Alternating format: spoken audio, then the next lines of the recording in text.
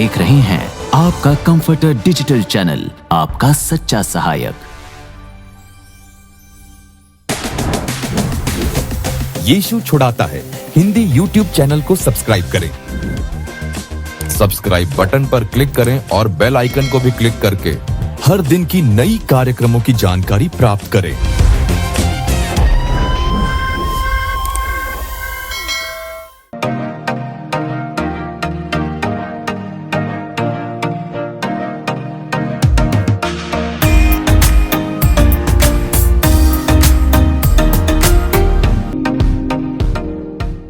जय मसीह की जवानों, आज के दिन भी यीशु छुड़ाते हैं इस सेवकाई के माध्यम से इग्नाइटर फेलोशिप में आप सबका स्वागत करते हैं यीशु मसीह के नाम से।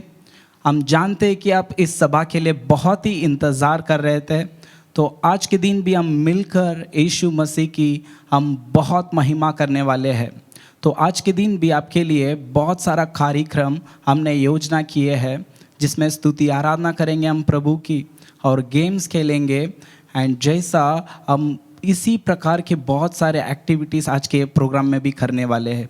इस दुनिया में हमें बहुत सारे बातें उदास कर देती है, निराश कर देती है, हमें बहुत सारी बातों में उम्मीद नहीं होती है, लेकिन प्रभु के उपस्थिति में हर एक सवालों का हमें जवाब ज़रूर मिलता है। आज के इस जो प्रोग्राम में आप एक विश्वास के साथ बैठो, जैसा कि यीशु मसीह आपके सारे सवालों का जवाब तुरंत ही आपको देने में वो सामर्थ्य है।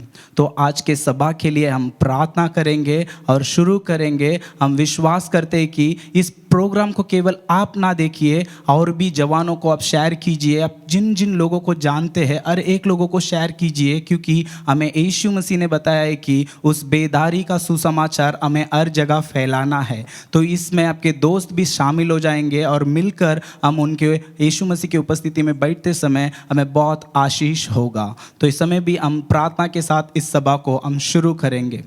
धन्यवाद देते हैं यीशु मसीह, आज के इस सुंदर अवसर के लिए हम आपको बहुत धन्यवाद देते हैं। आज के इस सभा में भी आप हमारे साथ बहुत बातें बताने वाले हो, उस सारे चीज़ों को हमें याद रखने में, समझने में हमें मदद कीजिए प्रभु जी। जो भी रुकावट है प्रभु जी, उन सारे रुकावटों को आप दूर कीजिए। हर एक सेशन में प्रभु जी आप हमारे साथ प्रभु जी आपके दिल की बात प्रभु जी प्रकट कीजिए, ताकि हम उसके अनुसार हमारा जीवन को प्रभु जी समर्पित कर सके प्रभु जी। जो भी प्रभु जी बाधाएं होंगे प्रभु जी, उन सारे बाधा को आपने निकाल दिए प्रभु जी। आप एक खुली हमें सीधी मार्ग तैयार किए, उसके लिए धन्यवाद देते परमेश्वर। हर एक कार्य में प्रभु जी आप हमें निपुण बना रहे, उसके लिए धन्यवाद देते प्रभु जी। जो भी भाई बहन प्रभु जी किसी भी हालत से देखते रहेंगे, जो उम्मीद नहीं है प्रभु जी, उन्हें विश्वास प्रभु जी दिलाने के लिए आप सामर्थ्य हो प्रभु जी। हम विश्वास करते इस छोटी प्रार्थना को यीशु मसीह के नाम से मांगते हैं, अच्छे पिता, आमीन। जवानों, इस समय हमने प्रार्थना किए हैं, अभी लगातार हम परमेश्वर की उपस्थिति में स्तुति आराधना करने वाले हैं। तो इस समय भी हम स्तुति आराधना भाइयों के साथ मिलकर करने वाले हैं। तो ओवर टू सिंगिंग सेशन।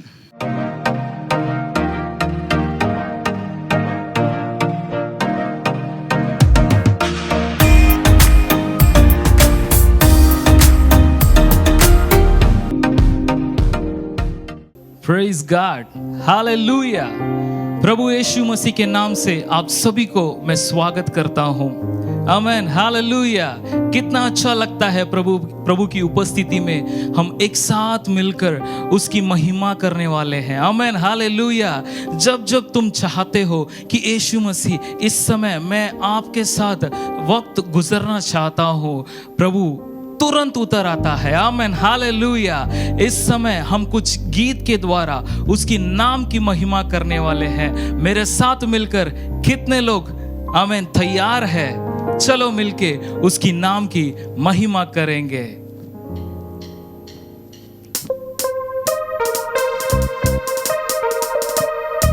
आप लोग बैठे हुए स्थान पर तालियां बजा के आमीन, हालेलुया, यीशु के नाम को ऊंचा उठाएंगे।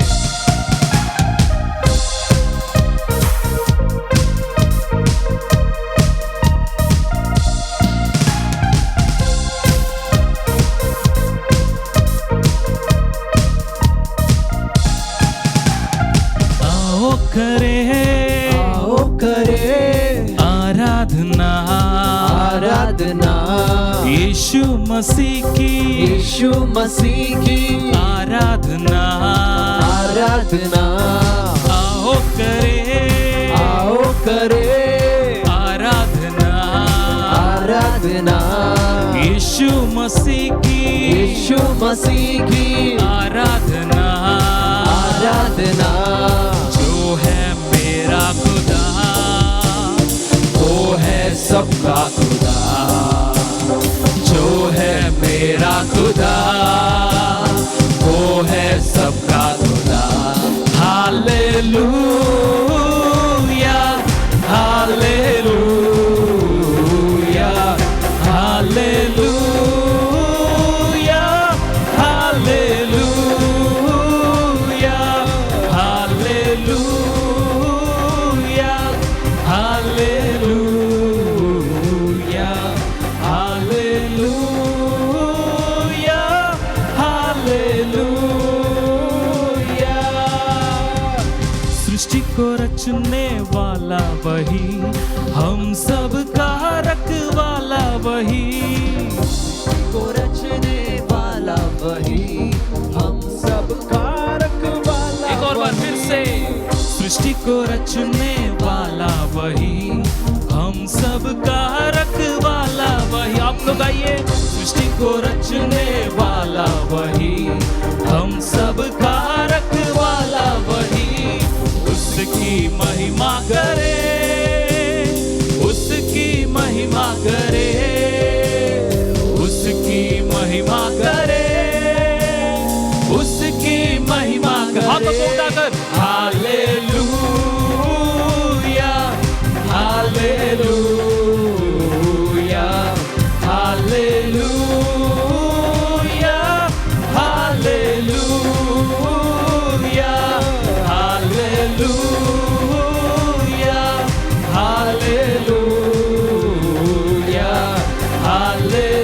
Hallelujah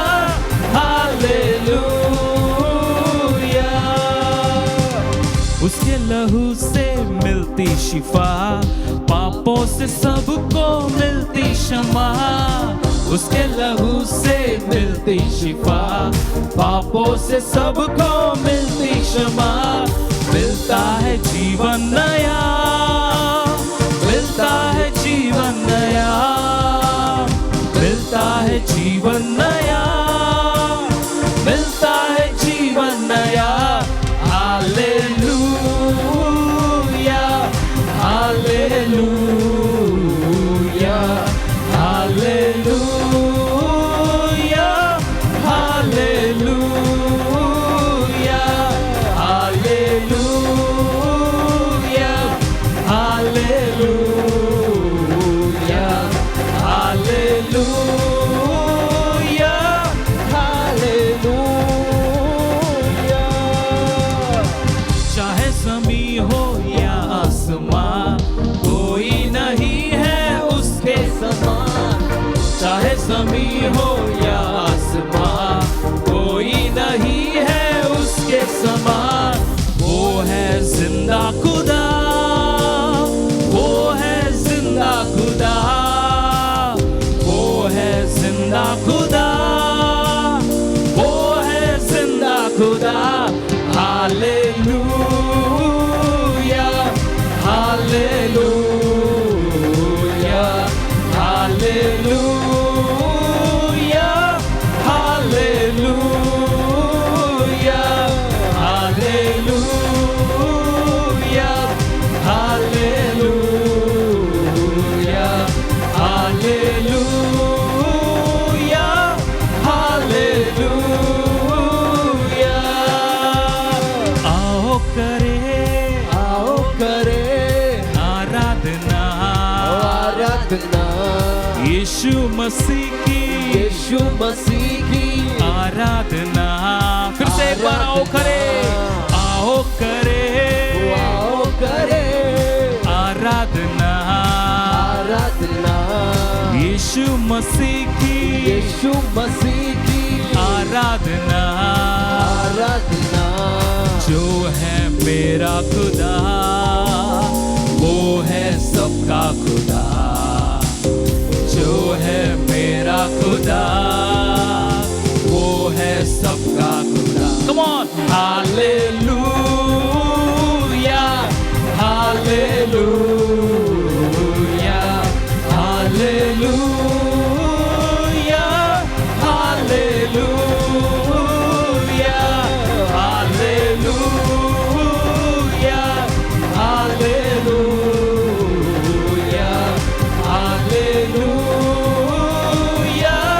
hallelujah.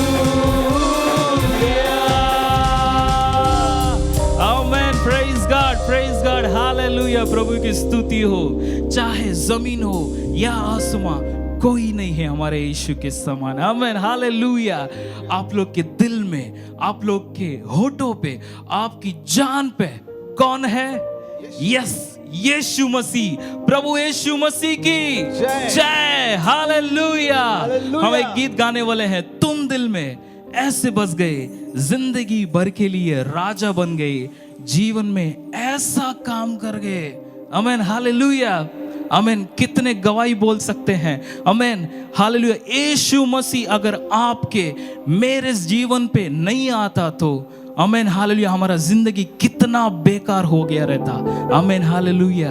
पर प्रभु यीशु मसीह आपके जिंदगी में आमेन आकर आपको चंगा किया। आमेन, हालेलुया।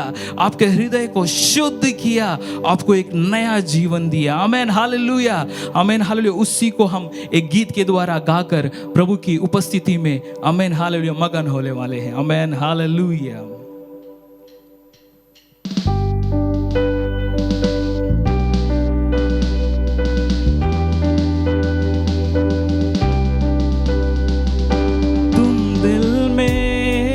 बस गए, जिंदगी भर के लिए राजा बन गए, जीवन में ऐसा काम कर गए, पाप मेरे श्राप मेरे चलते बन गए।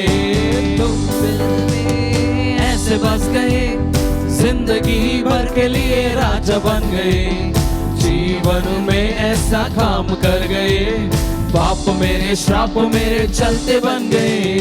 दिल में में होठों पे आंखों में तू है, दिल में जहां में होठों पे आंखों में तू है। Come on, sing with me. दिल में जहां में होठों पे आंखों में तू है, दिल में जहां में होठों पे आंखों में तू है।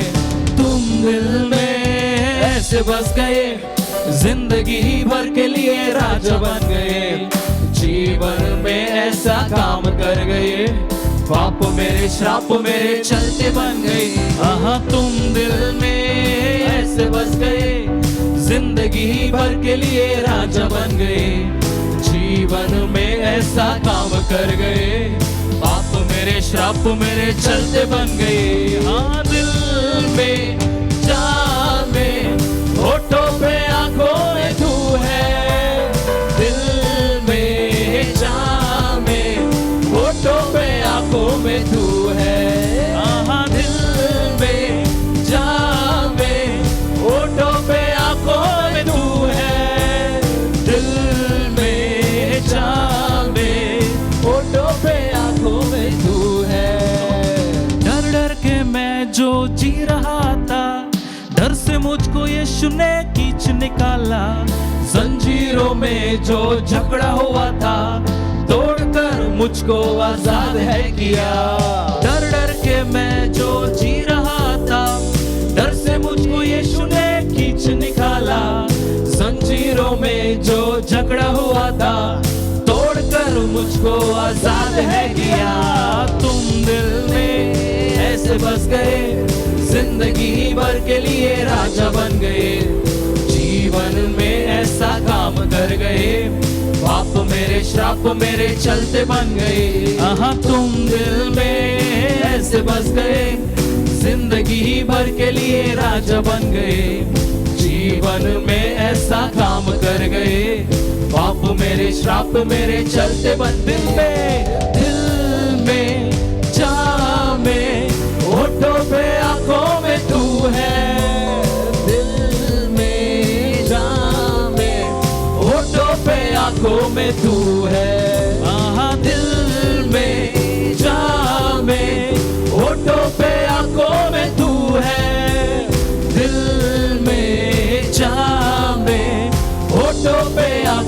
में तू है, तू ही है, तू ही है, तू ही है राजा, तू ही है, कहो तू ही है, तू ही है, तू ही है राजा, तू ही है, तू ही है, तू ही है, तू ही है राजा, तू ही है, तू ही है, तू ही है, तू ही है यीशु, तू ही है।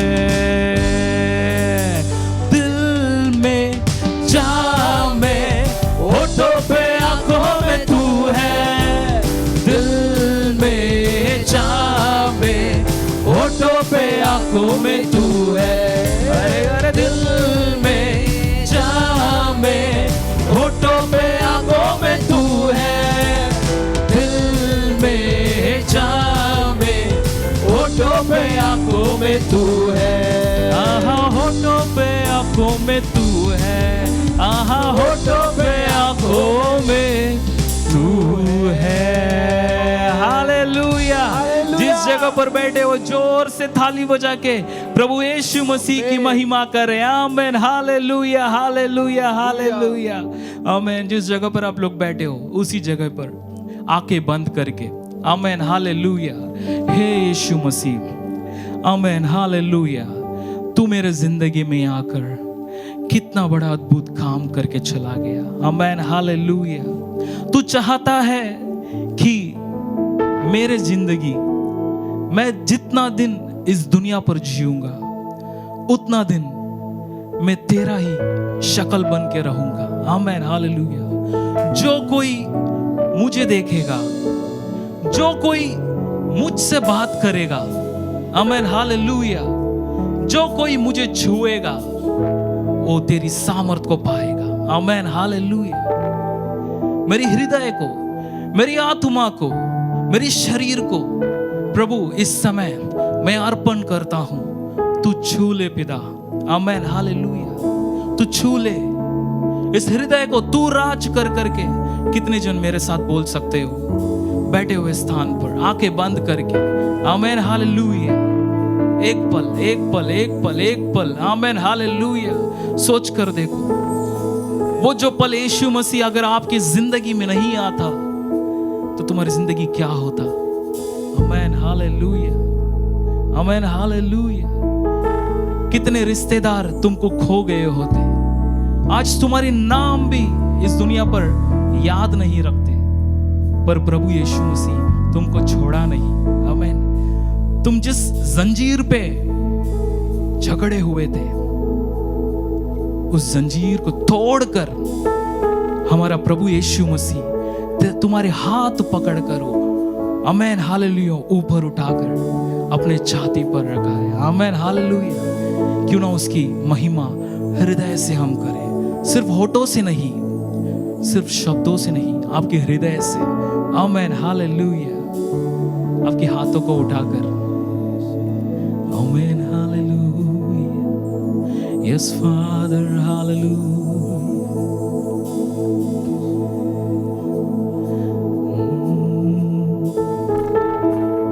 आमीन। Praise the Lord.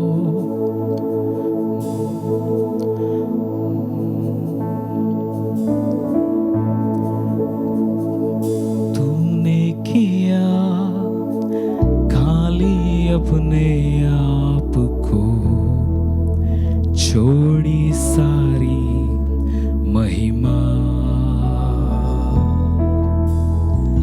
होकर खुदा किया शून्य अपने आप को, बना मनुष्य समान, किया खाली अपने आप को, छोड़ी सारी महिमा, होकर खुदा किया शून्य अपने आप को, बना मनुष्य समान, बन गया दास समान, मृत्यु उसकी और हुआ सबसे महान। तू राज करे, तू राज करे, तू राज करे सारी दुनिया पे। घुटने टिके, सारी घुटने टिके, घुटने टिके यीशु नाम पे। तू राज करे, तू राज करे, तू राज करे, तू राज करे सारी दुनिया पे।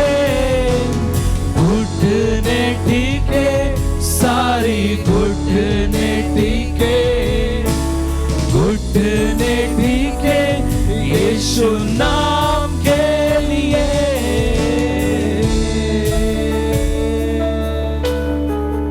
आसमानों में है स्थिर तेरा सिंहासन, पराक्रमी खुदा। महिमा से अब फैले तेरा शासन, कदमों पे सारा जहां। आसमानों में, आसमानों में है स्थिर तेरा सिंहासन, पराक्रमी खुदा।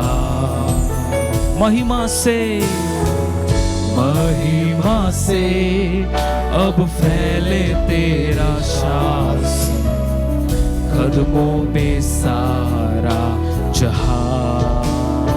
सजदे में, सजदे में हर इंसान।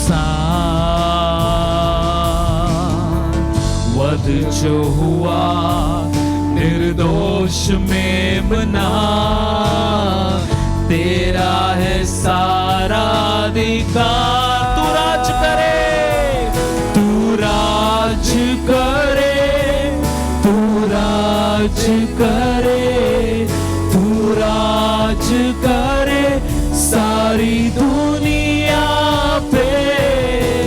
घुटने टिके, सारी घुटने टिके, घुटने टिके यीशु नाम के लिए। तू राज करे, तू राज करे, तू राज करे सारी दुनिया पे। घुटने टिके, सारी घुटने टिके, घुटने टिके यीशु नाम के लिए। तू राज करे, तू राज करे, तू राज करे सारी दुनिया पे। घुटने टिके, सारी घुटने टिके, घुटने टिके यीशु नाम के लिए।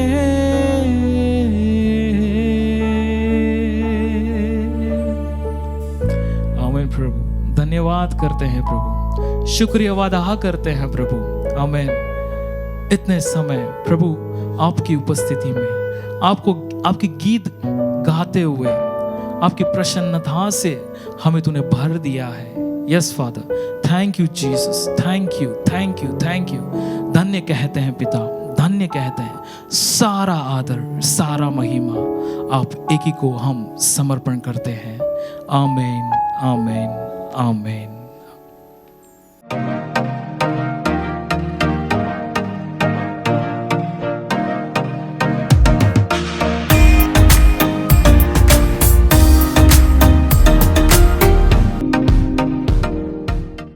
जय मसीह की दोस्तों, हमने इतना देर परमेश्वर के उपस्थिति में स्तुति आराधना के द्वारा परमेश्वर को इतना महिमा किए, वो स्वर्ग हमें वहाँ से देखकर मगन हो रहा था।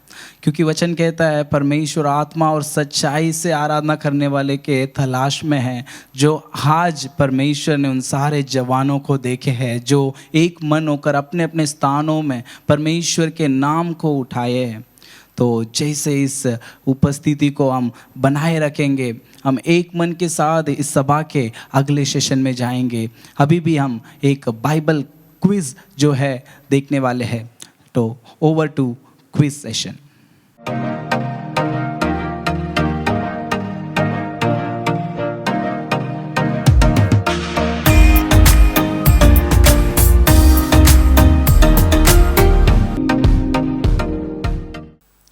हेलो दोस्तों, जय मसीह की। हम एक छोटा सा एक्टिविटी देखने वाले हैं जो बाइबल पर आधारित है। उसके पहले यहाँ पे स्क्रीन में दिखे हुए ये नंबर को सेव करके रख लेना, क्योंकि यही नंबर पर आपको उत्तर भेजना है। नंबर है 9750955548।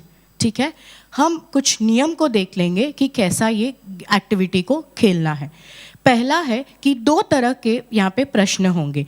एक होगा बाइबल कनेक्शंस, जहाँ पर आपको पिक्चर्स दिखाया जाएगा, वो पिक्चर्स को आपको मिलाना है और सही उत्तर देना है। वो पिक्चर्स एक बाइबल का आधारित एक जगह हो सकती है, एक घटना हो सकती है, या कोई एक व्यक्ति का नाम हो सकता है। दूसरा जो है अनस्क्रैम्बल द बाइबल वर्स, जहाँ पर एक वचन दिखाया जाएगा जो सही क्रम में नहीं होगा। आपको वो शब्दों को जोड़ना है, उसको मिलाना है और सही उत्तर आपको पहचानना है। हर एक स्लाइड आपको 15 सेकेंड के लिए ही दिखाया जाएगा। जैसे मैंने कहा था, आपको वो स्क्रीन में दिखे हुए नंबर पर आपको आपकी उत्तर भेजना है। प्रश्न का क्रमांक लिखिए, स्पेस छोड़िए और जो सही उत्तर है वो आपको सेंड करना है। जिन्होंने पहला और सही उत्तर दिया सिर्फ वही माना जाएगा। याद रखिए कि जो जीतेंगे उनके लिए एक स्पेशल इनाम भी है।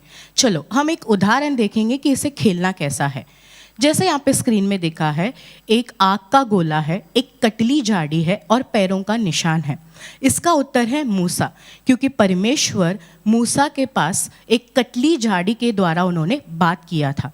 तो ये 15 सेकेंड में आपको ये उत्तर पहचान कर टाइप कर आपको सेंड करना है। दूसरा अनस्क्रैम्बल द बाइबल वर्स, जहाँ पे ऐसे आपको एक वचन दिया जाएगा जो क्रम में सही नहीं होगा, उसे आपको सही करना है। जैसे यहाँ पे लिखा है नमक पृथ्वी के तुम हो। सही उत्तर है तुम पृथ्वी के नमक हो। अगर आपको हिंदी में है तो आप हिंदी में टाइप कर सकते हैं, नहीं तो आप जैसे हमने यहाँ पे डिस्प्ले किया है इंग्लिश में, वैसे भी आप टाइप करके हमें सेंड कर सकते हैं। मैं विश्वास करती हूँ कि आप रेडी है, तो चले प्रश्न की ओर। स्लाइड। तो ये आपका पहला प्रश्न है, आपका समय जा रहा है, तो आप जोड़िए कि क्या कौन सा बाइबल व्यक्ति ये हो सकता है।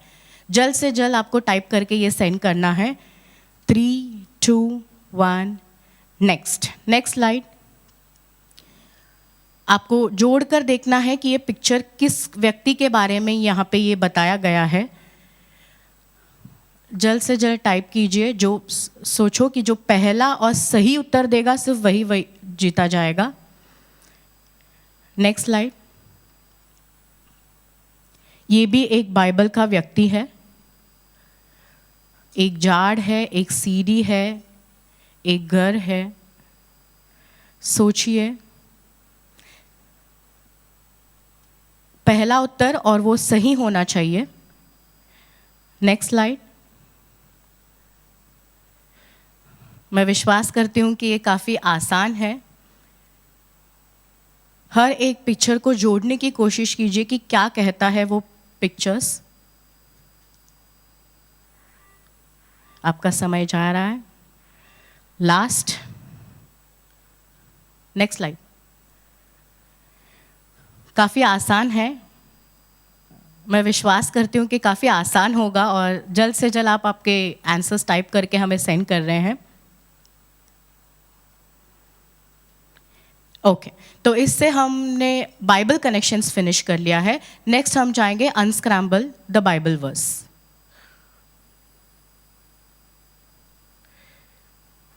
स्लाइड। पहला है हो ज्योति की तुम जगत। पहचानो कि ये कौन सा वचन है और आपको ये टाइप करना है। सही पहचानो और आपको फटाफट टाइप करना है, हो ज्योति की तुम जगत। नेक्स्ट। पर रखना मन यहोवा संपूर्ण से भरोसा।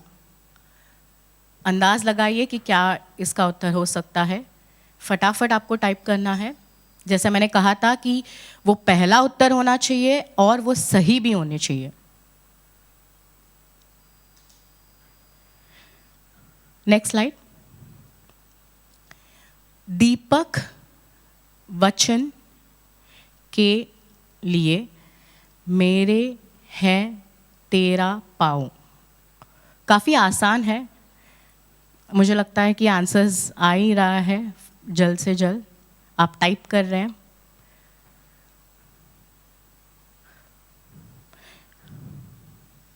नेक्स्ट। जगत परमेश्वर प्रेम इकलौता से ऐसा कि उसने रखा पुत्र दिया अपना नहीं। मुझे लगता है काफ़ी ऐसे जब हम शब्दों को सुनते हैं तभी हमें समझ में आ जाता है कि कौन सा वचन है। तो आप तभी से टाइप करने के लिए आप शुरू कर सकते हैं। Next last. तुम्हें तो जाएगा दिया तो ढूंढो तुम पाओगे मांगो। तो जैसे मैंने कहा था कि कुछ शब्द देखने से ही आपको जो उत्तर है वो आपको समझ में आ जाएगा। लास्ट हम कुछ बाइबल इंसिडेंट्स को देखेंगे।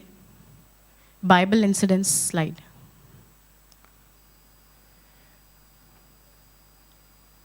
बाइबल प्लेस है, जगह की नाम है ये। अच्छे से देखिए, कोई जगह है जो बाइबल में मेंशन किया है।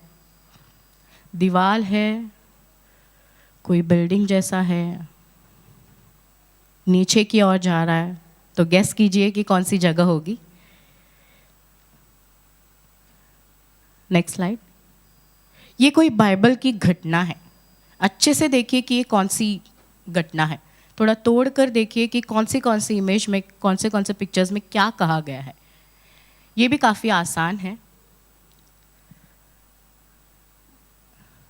कौन सी ऐसी घटना है जहाँ पे नदी आता है और हम देख सकते हैं कि इमेजेस में कैसा उसको बताया गया है।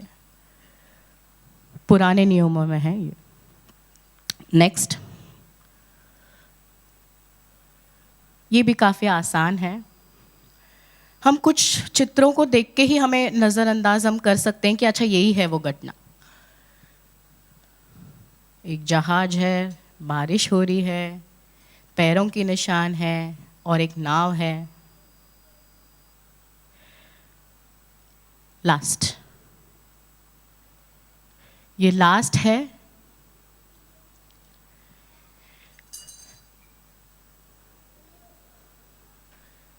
फटाफट आप टाइप करके सेंड कीजिए। अगर आपने एडिट किया होगा तो चलेगा। आप एक उत्तर देखकर वापस आप करेक्ट आंसर नहीं सेंड कर सकते हैं।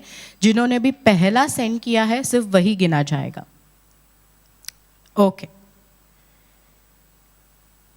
मैं मानती हूँ कि सभी ने सही उत्तर दिया है। ये ध्यान में रखना कि ये कार्यक्रम के अंत में आपको ये सही उत्तर जो है हम कमेंट सेक्शन में हम पिन करेंगे और जो जीतेंगे उनका नाम जो है हम अगले महीने के इग्नाइटर्स में हम बताएंगे। Thank you. God bless you.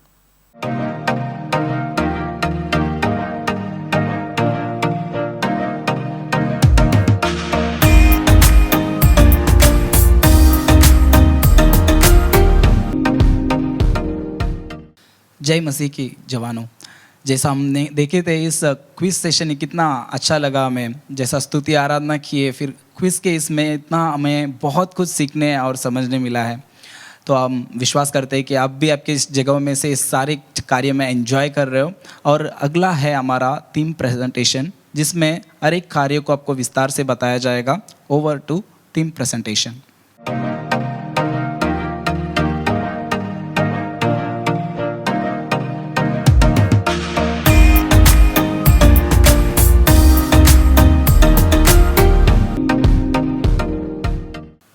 हाय दोस्तों, आज का थीम है आपके वरदान। 1 तिमोथी 4:14 में लिखा है कि जो तुम्हें वरदान प्राप्त हुआ है उसका इस्तेमाल करो। अभी मैं आपको पूछना चाहती हूँ कि आप में से कितने लोग आपको कुछ ना कुछ अपने स्टार्ट किया पर आपने उसको धीरे धीरे करना ही बंद कर दिया। जिम हो सकता है, ड्राइंग हो सकता है, या फिर कोई मिनिस्ट्री, सिंगिंग, जो भी हो। अगर आप गौर से देखोगे, समझोगे कि आपके अंदर से वो वरदान निकला नहीं है, बस आपने उसका इस्तेमाल करना बंद कर दिया है। हम मत्ती 25 में देखेंगे, जब स्वामी बाहर जाते हैं तो वो अपने सारे सेवकों को बुलाकर उनको उनके क्षमता के अनुसार उनको टैलेंट्स देते हैं। तो हमें इसके आगे तो पता ही है कि जिसने यूज़ किया उसको, उसके साथ क्या हुआ, और जिसने यूज़ नहीं किया उसके साथ क्या हुआ। 1 कोरिन्थियों 12:7 में लिखा है कि हर किसी को कुछ ना कुछ वरदान दिया गया है। अब ये वरदान क्या क्या हो सकता है? हो सकता है प्रतिभा, संगीत का, आप क्रिएटिव हो सकते हो, आप अच्छे गा सकते हो, ये सारी प्रतिभा। दूसरा, आत्मिक वरदान, जैसे रोमन्स 12:6 में लिखा है, सेवा करने का, सिखाने का, ये सारे वरदान। हो सकता है वो जुनून जो परमेश्वर ने आपके दिलों में डाला हो। आप खाली नहीं हैं, आपको कुछ ना कुछ, कोई ना कोई चीज़ों को सौंपा गया है। तो अभी हम देखेंगे कि ये हम करते क्यों नहीं हैं, क्यों नहीं करते हम जो हमारे अंदर वरदान है, क्यों ऐसा होता है कि हम उसे इस्तेमाल ही नहीं कर सकते। उसका सबसे इम्पॉर्टेंट रीज़न है नज़रअंदाज करना, निगलेक्ट। हम नज़रअंदाज क्यों करते हैं, इसका हम कुछ देखेंगे। फर्स्ट तो डर होता है कि कोई मेरे पे हंसेगा तो क्या होगा, कोई ये मैं नहीं कर पाया तो क्या होगा, उस सब चीज़ों का डर। दूसरा है ध्यान ही भटक जाना, फ़ोन में, रील्स में, गेम्स में हम इतना उलझ जाते हैं कि हमारे पास और किसी चीज़ का टाइम ही नहीं होता। तीसरा, दूसरों से कंपेयर करना कि वो मुझसे बेहतर तो है और काश मेरे पास वो वरदान होता, ऐसे कंपेयर करना। और चौथा, बस आराम, मुझे कुछ करना ही नहीं है, बस ये सोच के हम रह जाते हैं। ये सारे रीज़न की वजह से हम आगे कुछ करते ही नहीं हैं। एक चीज़ आपको याद रखना होगा कि हम जो नज़रअंदाज करते हैं ये बहुत शांति से होता है, हमें समझ ही नहीं आएगा कि हमने कुछ करना बंद कर दिया है, वो बहुत ही धीरे से होता है। हम अब देखेंगे, अभी ये सब तो हमने देख लिया, ये हमसे रिलेटेड है। अब इसमें परमेश्वर को क्या इससे हो सकता है। पहले बात तो हमें ये समझना है कि वरदान जो है वो आपके लिए ही सिर्फ नहीं, दूसरों के लिए भी दिया गया है। पहली बात तो अगर अपने वरदान का नज़रअंदाज किया तो जिसको मेरे आपके वरदान से या मेरे वरदान से जिसको मदद मिलने वाली थी वो अब नहीं मिलेगा। दूसरा, चर्च में जो इम्पैक्ट मेरे वरदान से हो सकता था या आपके वरदान से हो सकता था वो अब नहीं होगा। और तीसरी बात, जो रीज़न की वजह से परमेश्वर ने आपके अंदर उस वरदान को रखा है या दिया है वो पूरे होने में डिले होगा। ये सारे रीज़न की वजह से परमेश्वर को भी परवाह होता है। तीसरा, अब बहुत ही इम्पॉर्टेंट चीज़ है कि मैं ये नज़रअंदाज करना बंद कैसे करूँ, स्टॉप कैसे करूँ। बहुत ही आसान 3 चीज़ है जो आप कर सकते हो। पहला, आप पहले समझो कि आपको कौन सा वरदान मिला है, लोगों को आप में क्या वो दिखता है कि आप में है, वो सिर्फ आप ही कर सकते हो, वो पहले समझो। दूसरी बात, छोटा सा शुरुआत करो और अभी से ही शुरुआत करो। ये मत रखो कि मैं कल करूँगी या कल बाद में करूँगी, ऐसे मत करो। अभी आपने सोच लिया है तो अभी ही शुरुआत कर लो। तीसरा, स्थिर रहो, कंसिस्टेंट रहो, बीच में ही मत छोड़ देना कि ये नहीं हो पाएगा, लास्ट तक जाओ और उसको करना। याद रखना कि जो हमारा वरदान है वो हम यूज़ करेंगे, उपयोग करेंगे, तभी ही वो बढ़ेगा। अगर हम उसको बीच में छोड़ देंगे तो नहीं कुछ होने वाला उसका। अभी आप एकदम शांत होके, या फिर हो सकता है तो लिख लीजिए। पहला लिखिए कि आपको कौन सा वरदान मिला है, आप किस में बहुत अच्छे हो, वो फर्स्ट। दूसरा, क्या मैं उसको नज़रअंदाज कर रही हूँ, क्या मैं उसको यूज़ कर रही हूँ कि मैं नहीं कर रही हूँ, वो सोचिए। तीसरा, इस आने वाले हफ्ते में वो मैं कैसे यूज़ कर सकता हूँ या यूज़ कर सकती हूँ, वो सोचिए और वो करिए। ठीक है, परमेश्वर की स्तुति हो। जय मसीह की।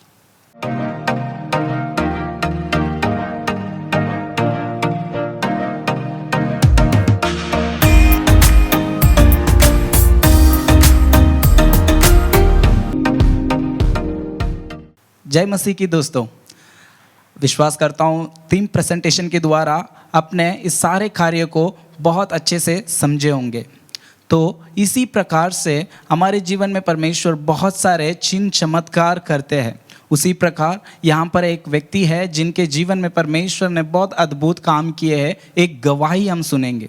Over to testimony.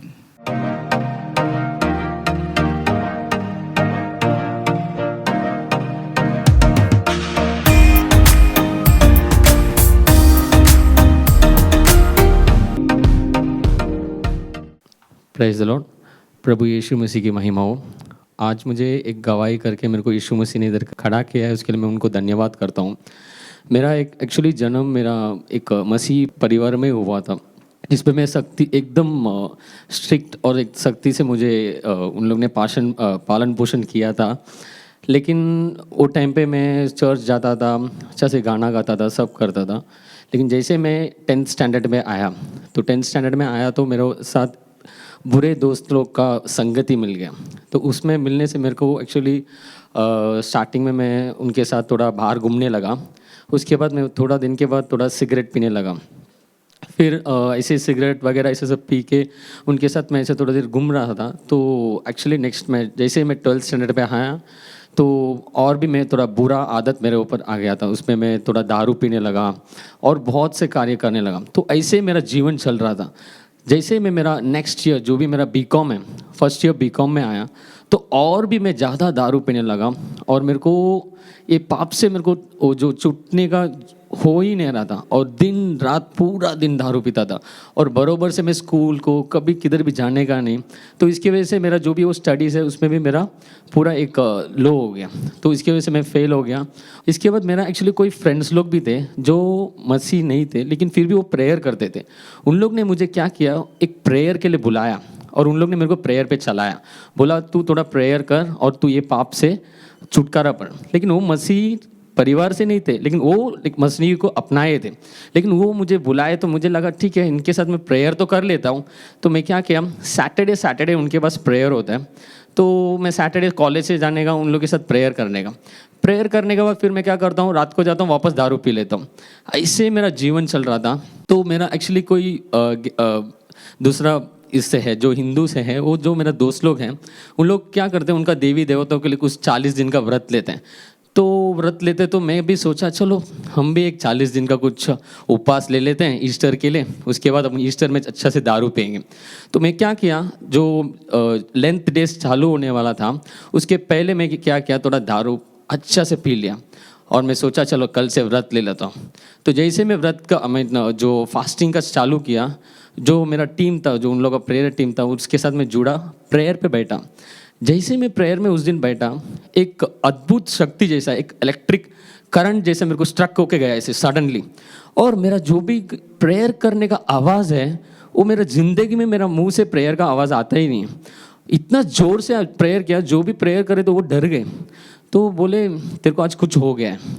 तो तुरंत उसी दिन रात को एक फास्टिंग प्रेयर था, उधर मुझे लेके गए। वो फास्टिंग प्रेयर में जैसे मुझे उधर बिठा के मैं नॉर्मली प्रेयर कर रहा था और अचानक मेरे को इतना रोने जैसा हुआ। एक 20 मिनट तक इतना रोया मैं।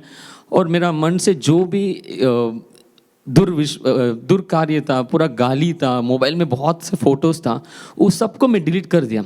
और बाहर आया कुछ तो मेरा मन में पूरा एक चेंजेस लगा, एक हल्का सा हुआ। ठीक है, जैसे मैं हुआ और मैं थोड़ा अच्छा से प्रभु में बढ़ रहा था, सब चल रहा था, ये सब कार्य एक जगह में हो रहा था। लेकिन मैं कभी कभार क्या करने का, ये जो बुरे दोस्त लोग हैं उन लोगों को भी मैं जाके मिलता था और प्रार्थना कभी कभार नहीं करता था। फिर इसमें मेरे को क्या हुआ, ज़रा से कभी कभार मैं सिगरेट वापस पीने लगा। फिर वापस से मेरा मन पे होता था यीशु मसीह में पाप कर लिया, वापस पे जाके मैं उनसे मैं बोलता था मेरे को प्लीज़ मुझे माफ़ करो, मेरे को माफ़ करो और मेरे को छुटकारा दो करके। तो ऐसे मेरे को बढ़ के मैं वापस से कॉलेज पे ज्वाइन हुआ। कॉलेज में ज्वाइन होते ही जो लास्ट ईयर बीकॉम था उस पर ज्वाइन हुआ। ज्वाइन होते ही मेरे को उधर से वापस से बुरे दोस्त लोग वापस मिलने के बाद में वापस क्या किया, वापस उनके साथ वापस दारू पीने लगा। तो जैसे ही मैं दारू पीने लगा तो बाइबल में कुछ कहता है ऐसे कि जैसे एक बुरी आत्मा एक जन के पास चले जाती है, वो देखती है और 7 और 8 जन को लेके आती है, वैसे ही कुछ मेरे साथ भी हो गया था वो टाइम पे। मेरा दोस्त लोग के साथ, दूसरे दोस्त लोग के साथ मिलकर वापस से मैं ड्रग्स करने लगा। ये ड्रग्स का सेवन करने से मेरा जो भी एक सोच है, मेरा कार्य है, पूरा एक एनिमल जैसा, मतलब क्या बोले, एक पागल जैसा कुछ भी करता था मैं। किसी को कुछ को मैं रेस्पेक्ट नहीं देता था, मम्मी डैडी को भी रेस्पेक्ट नहीं देता था।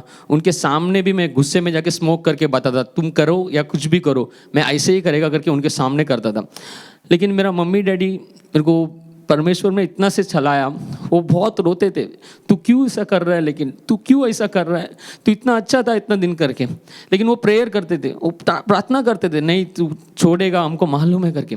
लेकिन मेरे को मन पे हो गया नहीं, अभी अपने को इसमें मरना है, यही कार्य से कर करके मरना है।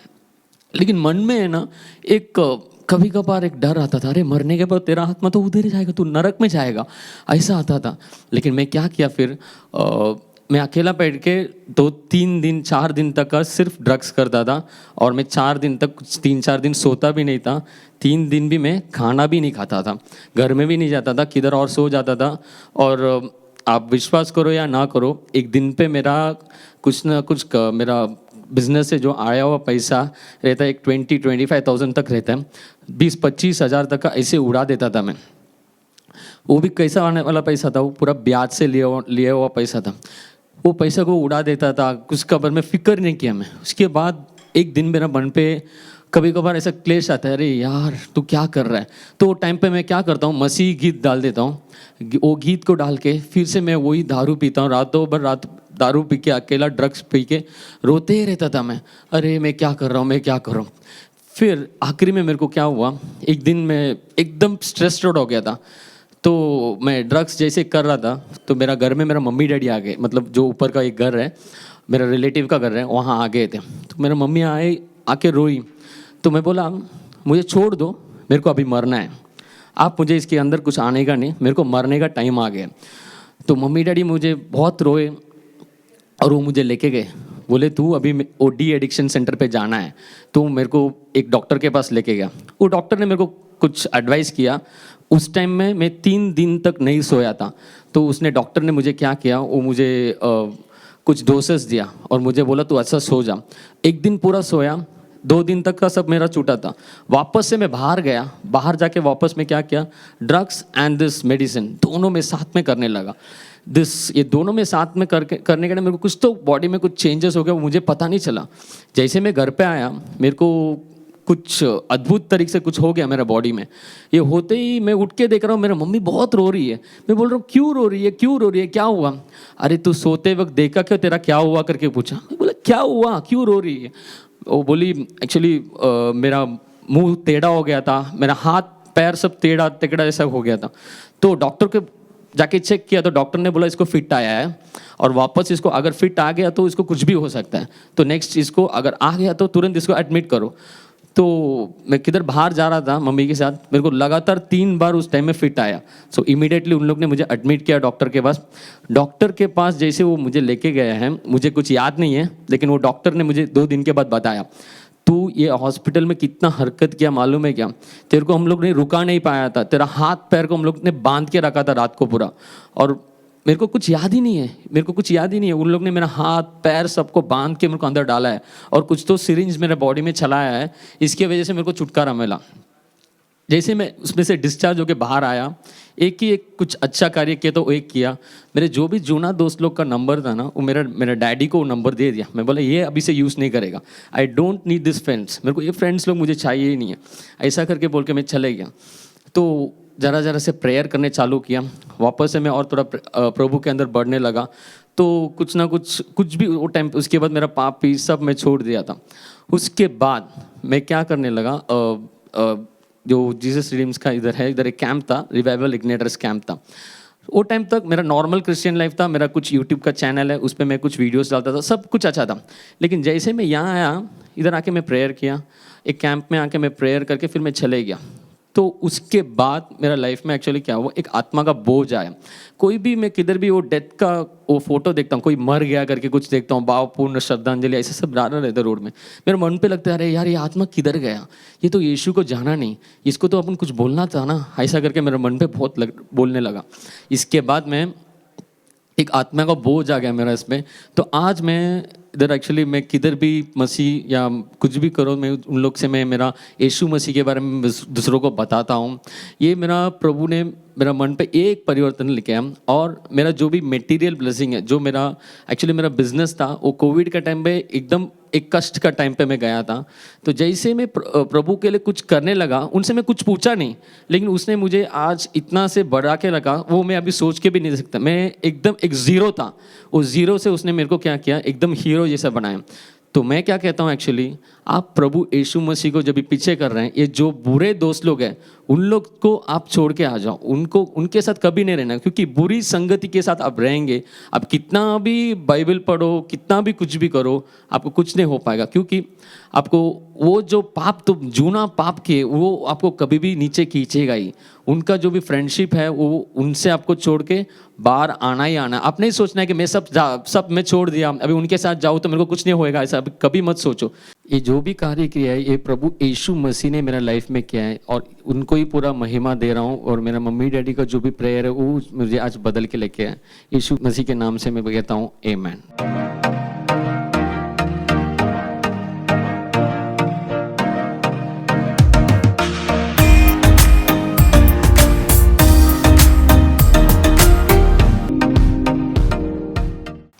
जय मसीह की दोस्तों, इतना देर हमने कितना सारे विषय के बारे में हमने सुने थे, स्तुति आराधना किए, क्विज खेले और 3 प्रेजेंटेशन भी देखे थे, और एक अच्छा सा गवाही हमने सुने हैं। इसी समान अभी हम प्रार्थना करने वाले हैं, क्योंकि प्रार्थना हमारे लिए हर एक चीज़ों में क्या लाता है, विजय को प्राप्त करने में मदद करता है। तो इस समय भी हम सारे टीम के साथ मिलकर हम प्रार्थना करेंगे। Over to prayer time.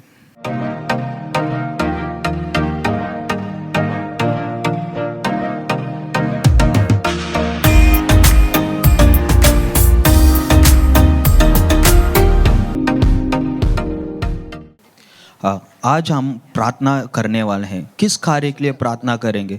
हमारे इंडिया में खुदकुशी कुछ ज़्यादा ही हो रहा है, और इसमें खुदकुशी महाराष्ट्र पहला जगह ले रहा है खुदकुशी करने में। अभी देखेंगे तो किसानों है 2025 में किसानों 700 भी ज़्यादा खुदकुशी किए हैं। हमारे स्टूडेंट्स जो है वो खुदकुशी कर रहे हैं। तो इसके लिए हम प्रार्थना करने वाले, किस कार्य के लिए, किसकी वजह से खुदकुशी कर रहे हैं? निराशा के वजह से, असफलता के वजह से खुदकुशी कर रहे हैं। इसके लिए हम प्रार्थना करने वाले हैं। हमारे जो 10वीं 12वीं एग्जाम लिखे हैं उस बच्चों के लिए, उनके रक्षा के लिए हम प्रार्थना करने वाले हैं। किसानों को रक्षा करना है करके हम प्रार्थना करने वाले। सारे जवानों हैं उनके लिए हम प्रार्थना करने वाले। कई सारे जवानों गेम एडिक्शन में, इस कार्य में इसकी फंसा हुआ है, वो लोग खुदकुशी कर लेते हैं। सो इस समय हम प्रार्थना करेंगे। आइए हम प्रार्थना करेंगे। Thank you. हम सभी लोग मिलकर हम प्रार्थना करने वाले हैं। जो किसानों खुदकुशी किए हैं उनके लिए हम प्रार्थना करने, उनके परिवार के लिए हम प्रार्थना करने वाले। परमेश्वर उनके परिवार को रक्षा करना है कर हमारे जवानों को रक्षा करना है कर तो 10वीं 12वीं बच्चे लोग लिखे हैं, एग्जाम्स लिखे हैं, उनको परमेश्वर रक्षा करना है कर हम प्रार्थना करने वाले हैं। जो ये पूरी बुरी विचारों को जो लेके आ रहा है शैतान की क्रिया, वो नाश होने के लिए हम प्रार्थना करने वाले हैं। उनसे दूर होने के लिए हम प्रार्थना करने वाले हैं। आइए हम मिलकर प्रार्थना करेंगे। आपकी आंख बंद कर आप प्रार्थना कीजिए। यस ओ लॉर्ड परमेश्वर, इस समय हमारे किसानों को आपके हाथ में देते हैं परमेश्वर, हमारे जवानों को आपके हाथ में देते हैं परमेश्वर, और अपने आप को खुदकुशी कर लेते हैं परमेश्वर। यीशु मसीह के नाम से हम प्रार्थना करते हैं। वो विचार से उनको दूर कीजिए परमेश्वर, उनकी वो विचार से दूर कीजिए परमेश्वर। वो शैतान इस समय बाहर होने के लिए हम प्रार्थना करते हैं परमेश्वर। इस समय बाहर होने के लिए हम प्रार्थना करते हैं परमेश्वर। अब रक्षा की कीजिए, आप रक्षा कीजिए, हमारे जवानों को रक्षा कीजिए परमेश्वर। 10वीं 12वीं जो एग्जाम्स लिखे हैं परमेश्वर, उस बच्चों को आप रक्षा कीजिए परमेश्वर। हर एक किसानों को आप रक्षा कीजिए परमेश्वर। हम इस समय प्रार्थना करते परमेश्वर, इस समय हम प्रार्थना करते परमेश्वर। यीशु फादर आप क्रिया कीजिए परमेश्वर, ऐसे लगातार आप प्रार्थना कीजिए। हमारे बीच में एक ब्रदर आकर प्रार्थना करेगा, आप उनके साथ मिलकर प्रार्थना कीजिए। Thank you. धन्यवाद यीशु, धन्यवाद देता हूँ परमेश्वर। अपा इस समय पर राजा, अपा आत्महत्या करने वाले हर एक भाइयों के लिए हम प्रार्थना करते हैं परमेश्वर, हर एक बहनों के लिए हम प्रार्थना करते हैं राजा। अपा परमेश्वर इस समय पर डैडी हमारे देश में होने वाले आत्महत्या के लिए राजा हम प्रार्थना करते हैं परमेश्वर। अपा लॉर्ड फादर उस बंधन से उनको छुटकारा दीजिए परमेश्वर, उस विचार से उनको एक छुटकारा दीजिए परमेश्वर। अपा परमेश्वर लॉर्ड फादर, अपा इस दुनिया के प्यार के वजह से, अपा झूठा प्यार के वजह से कितने नौजवान लोग परमेश्वर आत्महत्या कर रहे परमेश्वर, उनके लिए हम प्रार्थना करते हैं राजा। अपा परमेश्वर स्टडीज में फेल होने के कारण अपा कितने बच्चे लोग, अपा कितने स्टूडेंट्स लोग परमेश्वर आत्महत्या कर ले रहे राजा, उनके लिए हम विशेष प्रार्थना करते हैं परमेश्वर। किसानों के लिए हम प्रार्थना करते हैं राजा।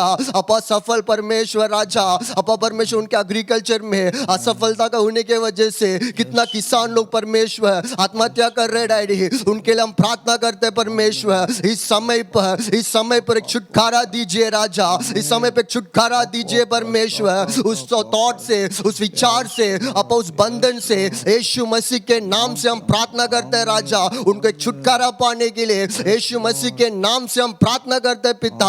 अपा परमेश्वर इस विचार से, इस आत्महत्या में जो बांधे हुए हर एक नौजवानों को आप छुटकारा देने वाला है, इसके लिए आपको कोटि कोटि धन्यवाद देता हूं परमेश्वर। अपा परमेश्वर इस छोटे से प्रार्थना को यीशु मसीह के नाम से हम मांगते पिता, आमीन आमीन। अभी हम अगला एक कार्य के लिए प्रार्थना करने वाले हैं।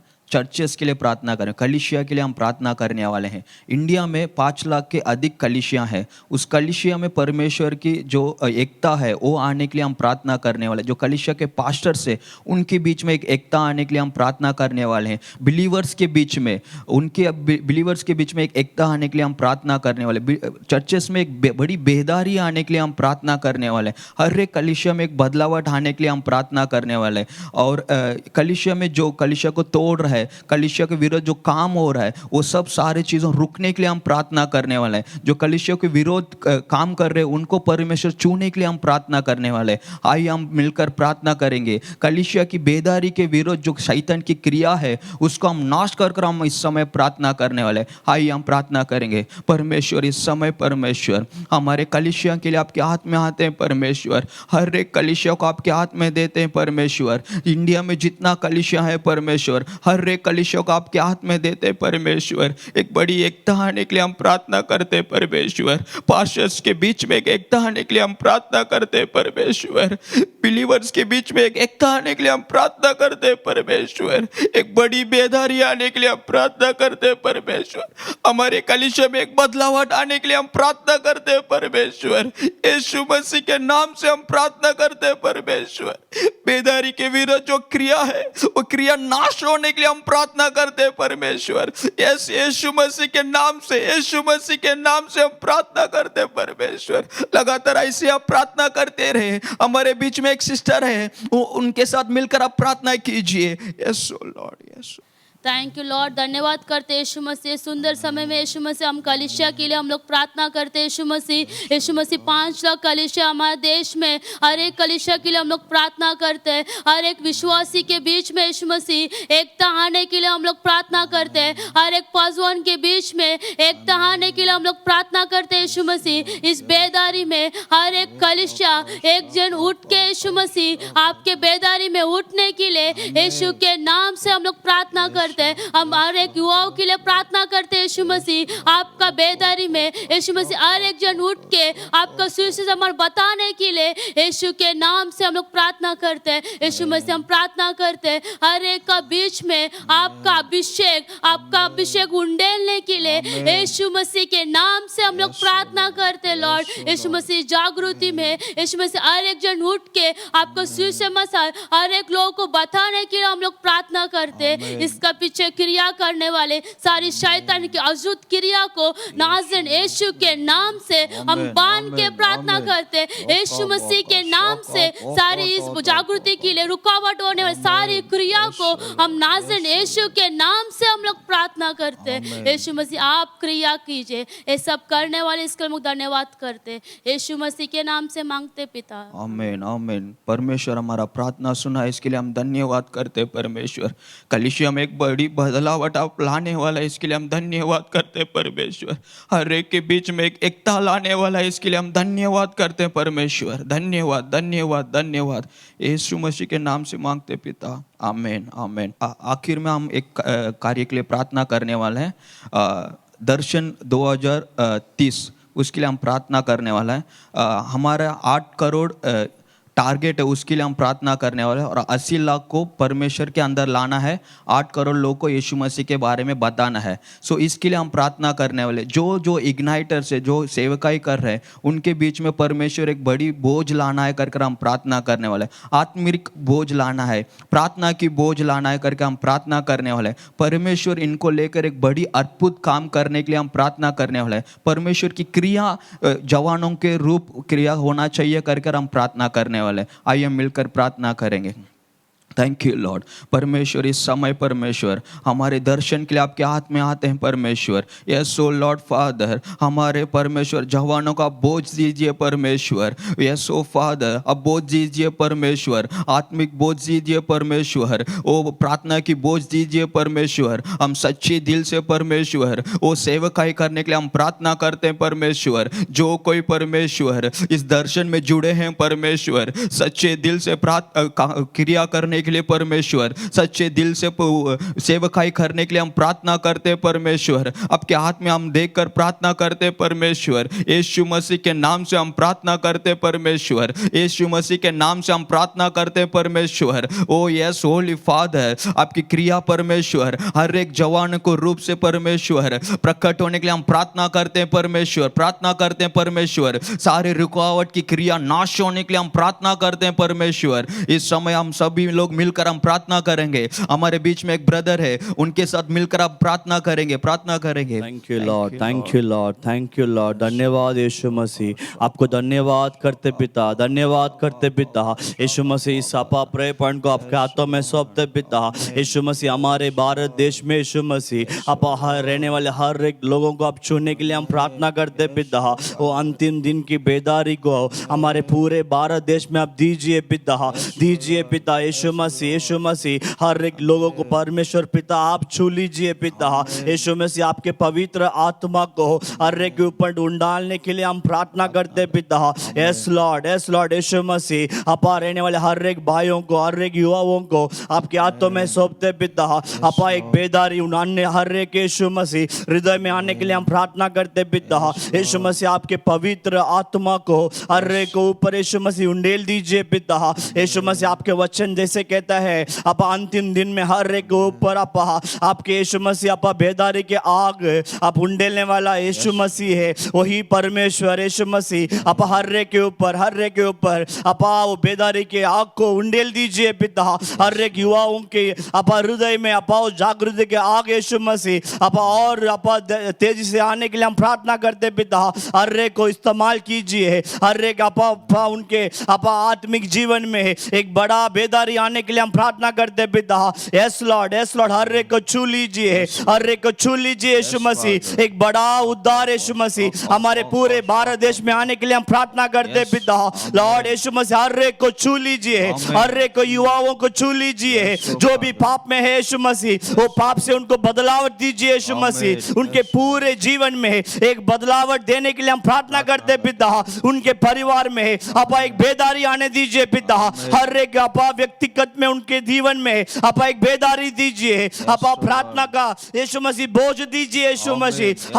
हर दिन प्रार्थना करना चाहिए, उनके परिवार मिलकर प्रार्थना करना चाहिए, कलीसिया में प्रार्थना होना चाहिए, सब एक झुंड होकर प्रार्थना होना चाहिए पिता। ऐसा प्रार्थना का बेदारी को हमारे भारत देश में आप उंडेल दीजिए पिता।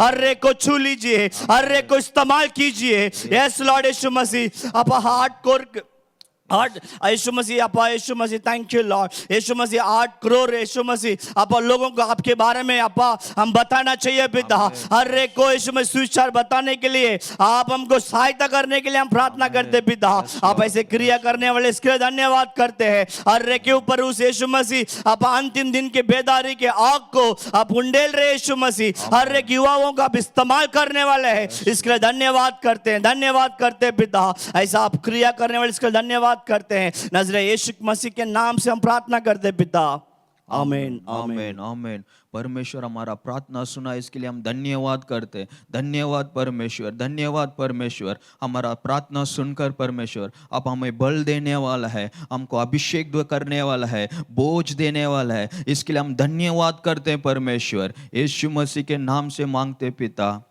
आमेन आमेन आमेन इसी तरह आप रोज आपके पर्सनल लाइफ में इस कार्य के लिए प्रार्थना कीजिए परमेश्वर हमारे देश में एक बड़ी बदलावट लाएगा आमेन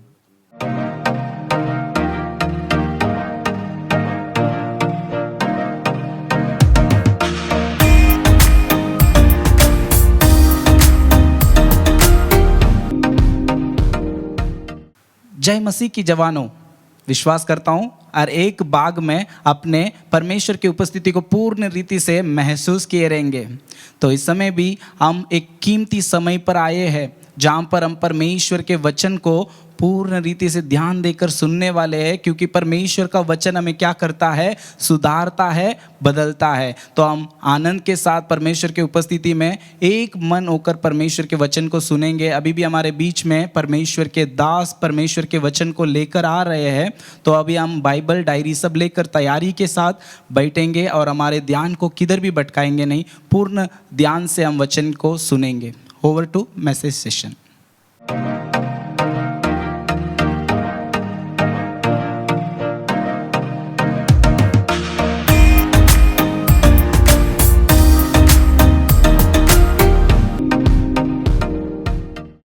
परमेश्वर की स्तुति हो। इस इग्नाइटर्स फेलोशिप के माध्यम से आप सभी को देखना बहुत खुशी की बात है। आप कर्नाटक और उत्तर भारत से इस फेलोशिप को देख रहे हैं। आप हर हफ्ते परमेश्वर की सेवा कर रहे हैं।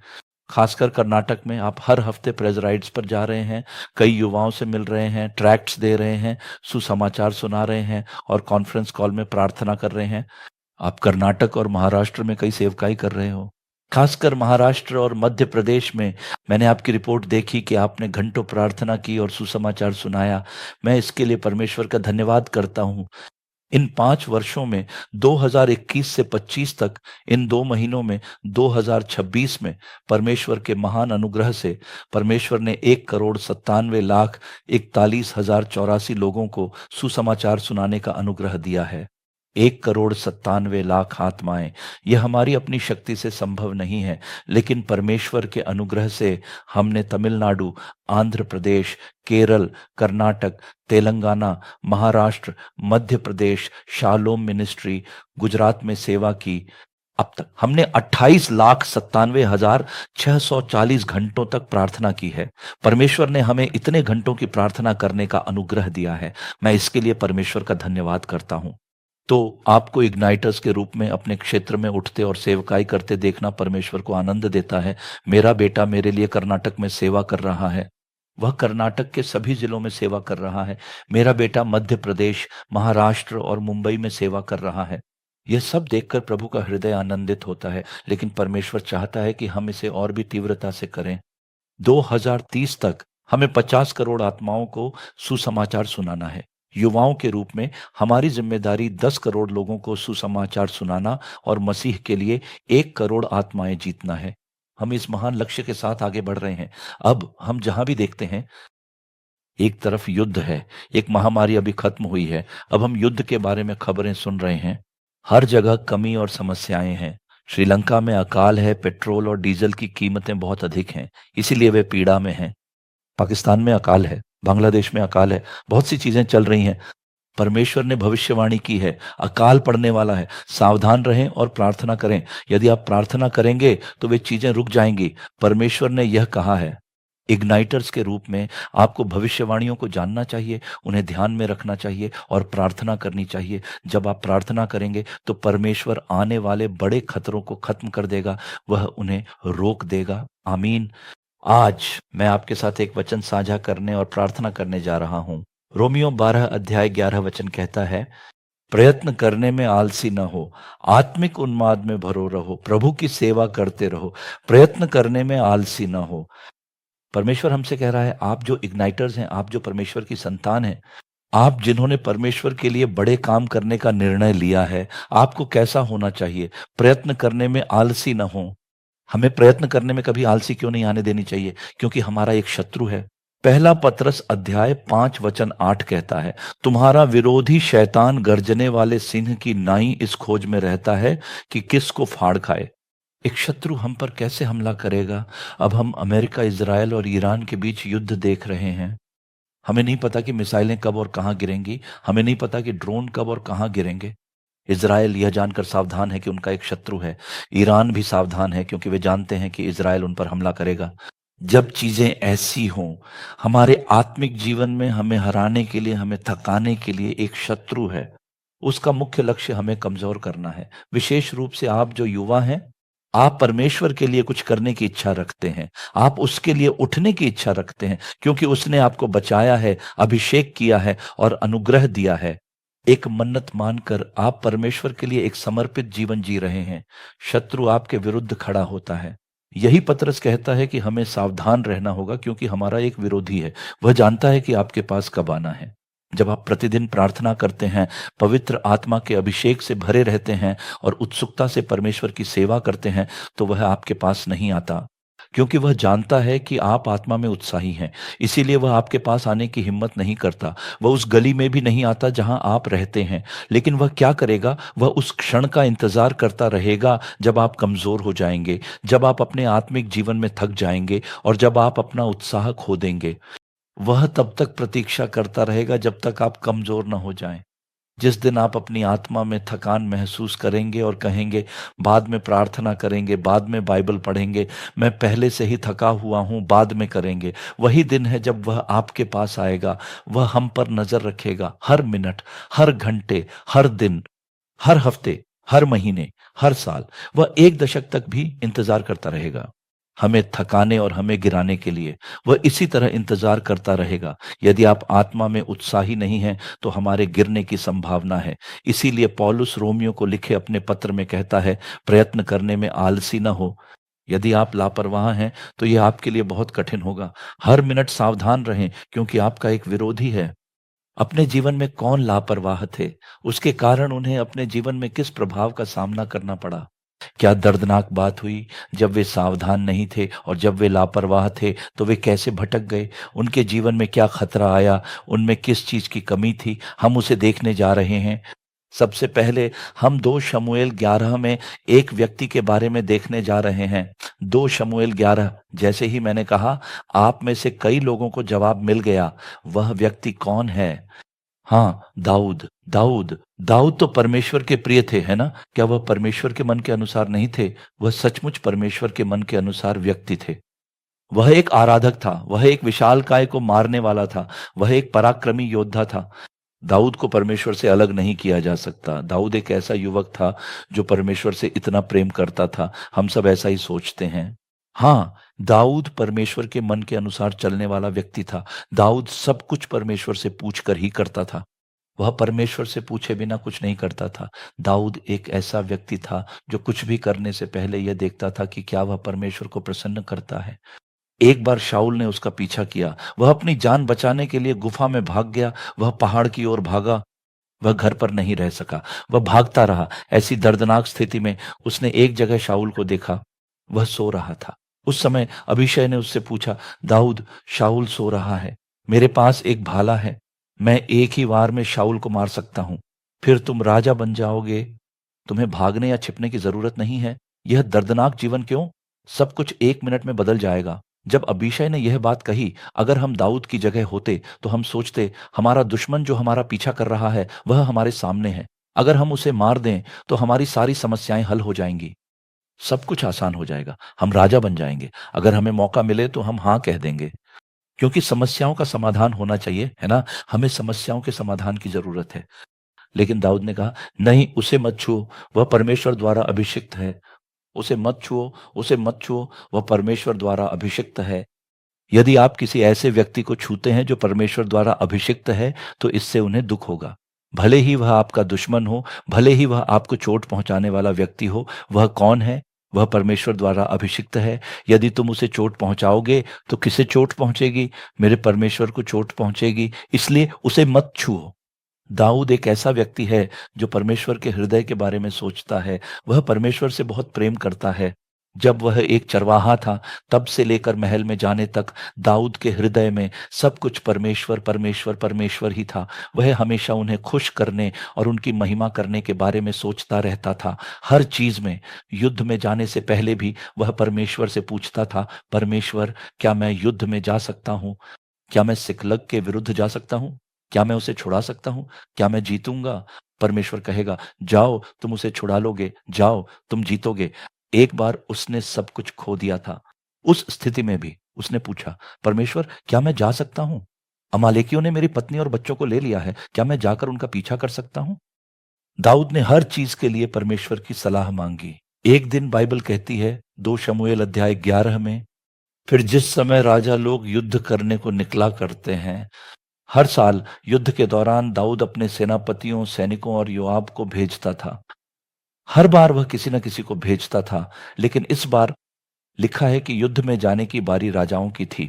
फिर जिस समय राजा लोग युद्ध करने को निकला करते हैं, उस समय वह परमेश्वर से उसकी सलाह मांगने में विफल रहा। वह परमेश्वर के शब्दों को सुनने में विफल रहा। कौन? दाऊद, एक व्यक्ति जो परमेश्वर से बातें करता था, एक व्यक्ति जिसका परमेश्वर के साथ रिश्ता था, एक व्यक्ति जो प्रभु के हृदय को जानता था। उस दिन वह आलसी था और उसने परमेश्वर से उसकी सलाह नहीं मांगी। एक गलत फैसला लिया। वह उस युद्ध में नहीं गया जहां उसे जाना चाहिए था। वह महल में ही रुक गया।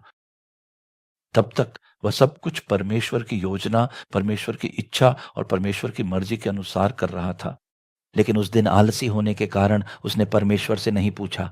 यदि उसने प्रभु से पूछा होता तो वह कहता, ये राजाओं के युद्ध में जाने का समय है, तुम जाओ। लेकिन क्योंकि प्रभु से पूछताछ नहीं की गई, क्योंकि उसने नहीं पूछा, क्योंकि उस दिन परमेश्वर के साथ उसकी संगति में कमी थी, उसने युद्ध में न जाने का अपना स्वयं का निर्णय लिया और योआब और सैनिकों को युद्ध में भेज दिया। तुम बस युद्ध करो, मैं बाद में तुम्हारे साथ शामिल हो जाऊंगा। जब तुम अम्मोनियों को पकड़ लो तो मुझे बताना, मैं आकर तुम्हारे साथ शामिल हो जाऊंगा। उसने उन्हें अम्मोनियों को नष्ट करने और रब्बा को घेरने के लिए भेजा। लेकिन दाऊद यरूशलेम में ही रहा। वह उस दिन आलसी था, इसलिए वह रुक गया। मैंने आपको बताया था ना, दुश्मन हमें बहुत ध्यान से देख रहा है। वह हमें गिराने के लिए देख रहा है, हर दिन, हर मिनट, और वह दाऊद का इंतजार कर रहा है। परमेश्वर ने उसे ऊंचा उठाया है। वह उससे बहुत प्यार करता है। किसी तरह मुझे दाऊद को गिराना ही होगा। जिस दिन 14 या 15 साल की उम्र में उसका अभिषेक हुआ था, जिस दिन से उसने परमेश्वर के लिए जीना शुरू किया, जब तक वह राजा नहीं बन गया, दुश्मन पीछे से देखता रहा, उसे गिराने के मौके का इंतजार करता रहा। वह दाऊद के ठोकर खाने और गलती करने का इंतजार कर रहा था ताकि वह उसका जीवन बर्बाद कर सके। शैतान उसके पीछे था। पहला पत्रस 5:8 को मत भूलना। देखो, वह सालों तक दाऊद को देखता रहा और उसे गिराने के मौके का इंतजार करता रहा। जब उसने दाऊद को कमजोर और प्रार्थना न करते हुए देखा तो वह जान गया कि यह उसका मौका है। उस समय उसने दाऊद को ऊपर जाने और टहलने के लिए राजी किया। क्यों? बिना किसी कारण के। कई बार हम बिना किसी कारण के काम करते हैं। हम थके हुए हो सकते हैं और नींद महसूस कर सकते हैं, फिर भी हम अपना मोबाइल लेते हैं और बेकार में स्क्रॉल करते रहते हैं। क्यों? हमने बिना किसी कारण के स्क्रॉल किया और समय बीत गया। समय उड़ जाएगा और हम भी कहीं और चले जाएंगे। क्या आप समझते हैं? कई बार ऐसा ही होता है। जब वह बिना किसी कारण के ऊपर गया तो उसने एक गलती की, एक पाप किया। ये किसने किया? दाऊद ने किया। उसने तब तक परमेश्वर को खुश रखा था। उसने तब तक परमेश्वर की महिमा की। परमेश्वर उसके कार्यों को देखकर प्रसन्न था, क्योंकि उस दिन वह लापरवाह था। उसने एक डीठ पाप किया।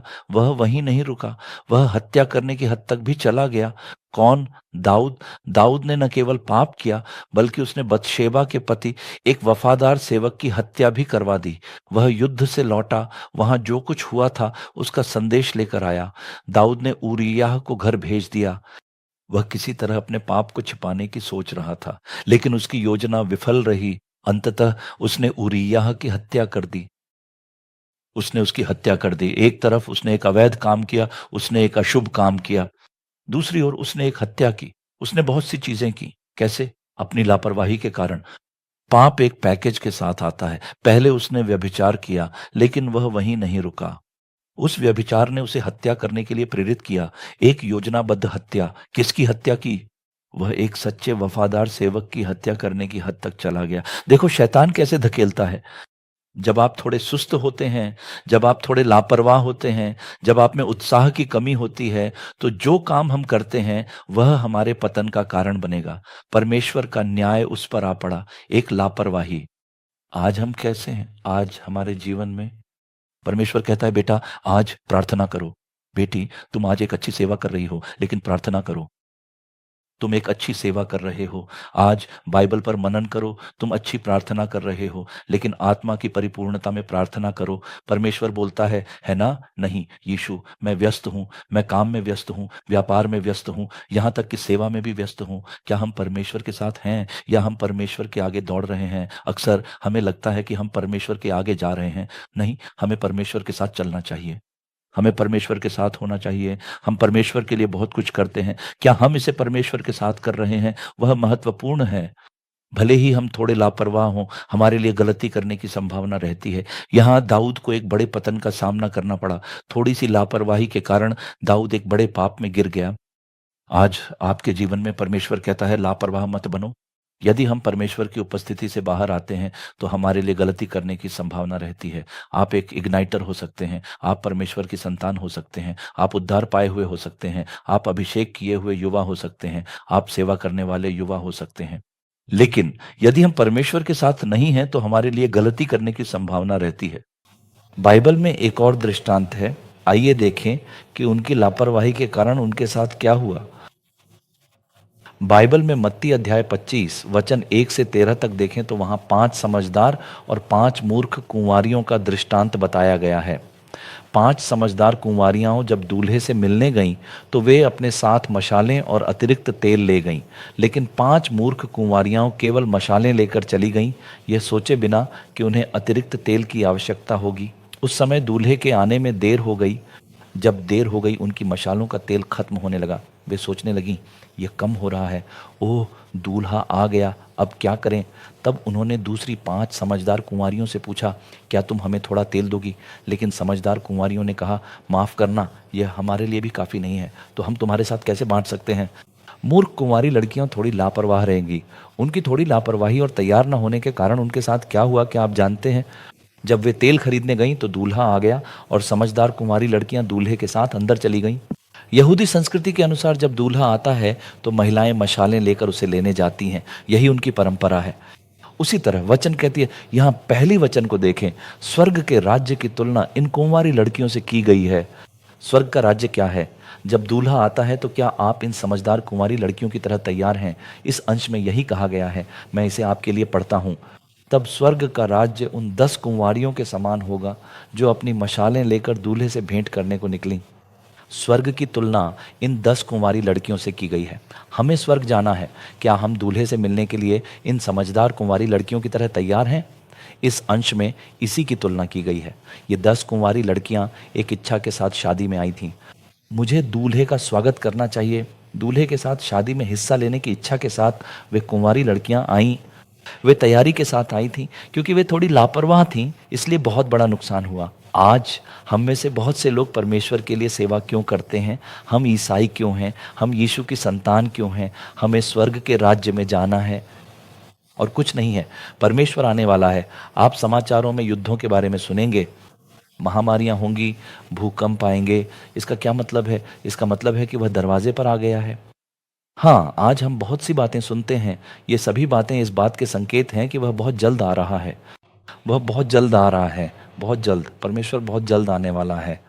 तो हमें क्या होना चाहिए? हमें तैयार रहना चाहिए। यदि हम तैयार नहीं हैं, यदि हम लापरवाह हैं, तो हमें त्याग दिया जाएगा। इस घटना में 5 कुंवारी लड़कियों को त्याग दिया गया था। 5 कुंवारी लड़कियां तैयार होकर आईं। वे उत्सुकता से आईं, वे अपनी मशालों के साथ आईं, लेकिन वे इसे अपने साथ नहीं लाईं। वे अपने साथ अतिरिक्त तेल नहीं लाईं। मैं उनके द्वारा की गई 5 गलतियों के बारे में बात करने जा रहा हूं और इस संदेश को प्रार्थना के साथ समाप्त करूंगा। उन्होंने क्या किया? एक गलत भविष्यवाणी। वह गलत भविष्यवाणी क्या थी? दूल्हा आएगा और तेल की मात्रा उससे मिलने के लिए पर्याप्त है। यह तैयारी काफ़ी है, मेरे पास जो है वह काफ़ी है। उन्होंने कहा कि यह काफ़ी है। लेकिन दूल्हा देर से आया और अन्य 5 बुद्धिमान कुंवारियां तैयार होकर आईं। अगर दूल्हा देर से आता है तो भी मेरी तैयारी की ज़रूरत है। आज बहुत से लोग सोचते हैं तैयारी का यह स्तर काफ़ी है, प्रार्थना का यह स्तर काफ़ी है, पवित्रता का यह स्तर काफ़ी है, बाइबल पढ़ने का यह स्तर काफ़ी है, यह आध्यात्मिकता काफ़ी है। किसने कहा? हमें हर दिन खुद को मजबूत करना चाहिए। कल की प्रार्थना आज के लिए काफ़ी नहीं है। किसी की प्रार्थना हमारी रक्षा नहीं करेगी। यह हमारी तैयारी है। आज हम किस तरह की तैयारी में हैं, ये बहुत महत्वपूर्ण है। सबसे पहले उनकी एक गलत धारणा थी, दूल्हा जल्दी आएगा इसीलिए ये तेल काफ़ी है। ये एक गलत धारणा है। फिर उन्होंने सोचा कि यह तेल ठीक है, यह तैयारी काफ़ी है, यह आध्यात्मिक विकास काफ़ी है, इतनी प्रार्थना काफ़ी है, इतना बाइबल पढ़ना काफ़ी है, इतना ही काफ़ी है। लेकिन आप बहुत ज़्यादा उम्मीद कर रहे हैं। नहीं, जब तक वह नहीं आता आपको अपना विश्वास बनाए रखना होगा। बाइबल कहती है जब मनुष्य का पुत्र आएगा तो क्या वह वास्तव में पृथ्वी पर विश्वास पाएगा?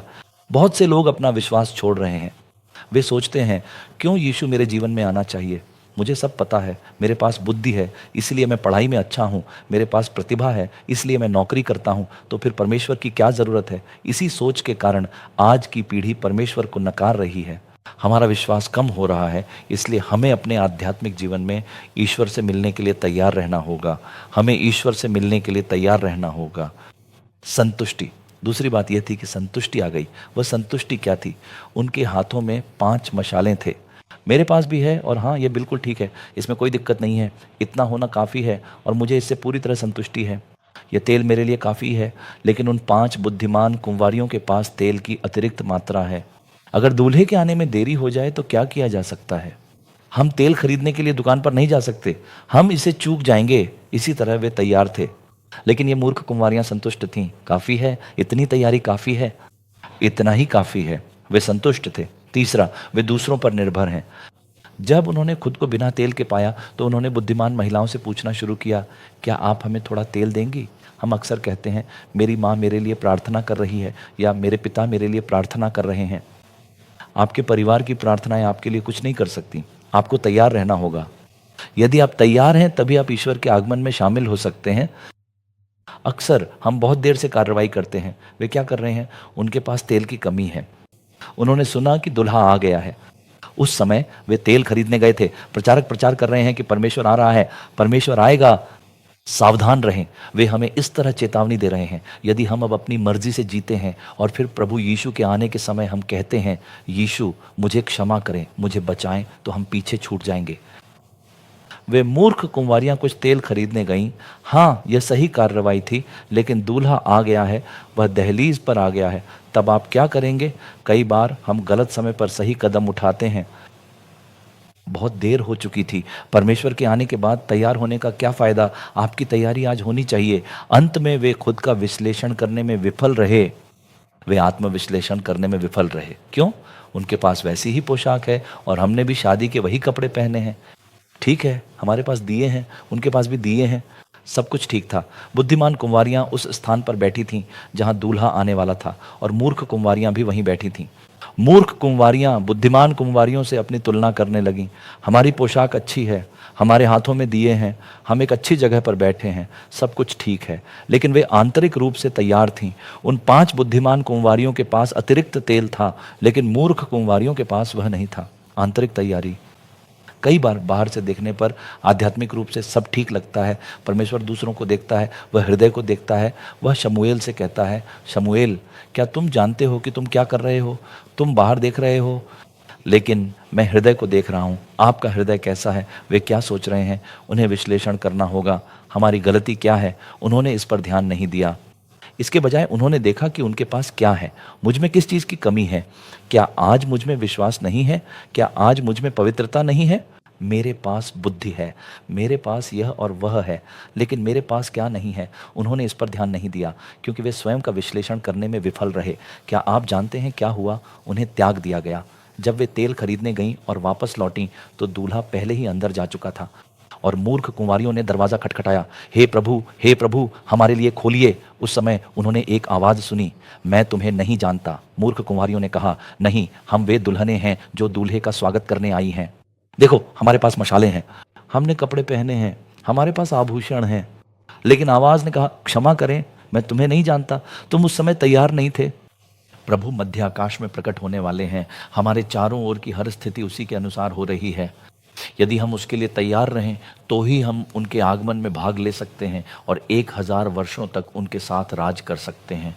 लेकिन अगर हम तैयार नहीं रहे तो हम उन 5 मूर्ख कुंवारियों की तरह छोड़ दिए जाएंगे जो तैयारी की कमी के कारण असफल रहीं। हमें दाऊद याद है जो आलसी होने के कारण एक भयानक आध्यात्मिक पतन में गिर गया था। हम युतखुस को जानते हैं जो थोड़ी सी नींद के कारण बुरी तरह गिर गया था। आलस्य और उचित तैयारी न होने के कारण वे 5 मूर्ख कुंवारियां दूल्हे को नहीं देख सकीं। यहाँ तक कि वे विवाह भोज में शामिल होने का अवसर भी खो बैठीं। अपने स्वर्गीय अवसर को किसी भी चीज़ के लिए दांव पर न लगाएं। आपकी बाहरी गतिविधियां और उत्साह प्रभु को प्रसन्न नहीं कर सकते, परंतु आपकी आंतरिक तैयारी अवश्य उन्हें प्रसन्न करेगी। जिस तेल की उनमें कमी थी वह प्रभु के अभिषेक को दर्शाता है, जिसकी आपको प्रभु के लिए उठने के लिए आवश्यक है। यदि आपको परमेश्वर के लिए पवित्रता से जीना है तो आपको एक अभिषेक और एक शक्ति प्राप्त करना आवश्यक है। दृष्टांत में वर्णित तेल उसी अभिषेक का प्रतीक है। क्या हम प्रभु से पूछें, प्रभु आज के दिन हम पर अपना अभिषेक उंडेल दें? मुझे पाप पर विजय पाने और आपकी तरह पवित्र जीवन जीने के लिए इसकी बहुत आवश्यकता है। प्रभु मुझे प्रार्थना करने और आपके वचन को पढ़ने तथा मनन करने में स्वयं को मजबूत करने के लिए इसकी सख्त आवश्यकता है। मुझे पवित्र बने रहने और आपके लिए साहसपूर्वक सुसमाचार सुनाने के लिए आपके अभिषेक की वर्षा की आवश्यकता है। पहले तो प्रेरित डरपोक थे, लेकिन जब उन पर पवित्र आत्मा की शक्ति उतरी तो वे निडर हो गए। अभिषेक की वर्षा प्राप्त करने के तुरंत बाद पतरस खड़ा हुआ और निडर होकर प्रचार करने लगा, और तभी 3000 लोगों ने प्रभु को स्वीकार किया और बाद में यह संख्या 5000 तक पहुंच गई। प्रभु ने पतरस और यूहन्ना के द्वारा असाधारण काम किए। इसके बाद प्रभु ने अपने हर शिष्य के जरिए महान कार्य शुरू किए।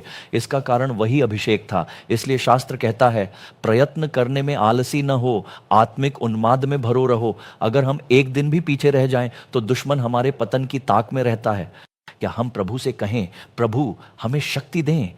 आप जहां भी हों अपनी आंखें बंद करें और कहें, प्रभु आप ही हमें शक्ति देने वाले होने चाहिए। हम आपके उस अनुग्रह के लिए बहुत धन्यवाद देते हैं जो हमें शक्ति देता है। प्रभु हम पहले दाऊद की तरह ही आपके मन भावन जीवन जी रहे थे, हालांकि किसी कारणवश हम पीछे रह गए। प्रभु अब यीशु के नाम में सारी लापरवाही हमें छोड़ दे। प्रभु पिता हमें शक्ति दें ताकि हम विश्वास की ढाल लेकर उस दुष्ट के सभी जलते हुए तीरों को दृढ़ता से बुझा सकें।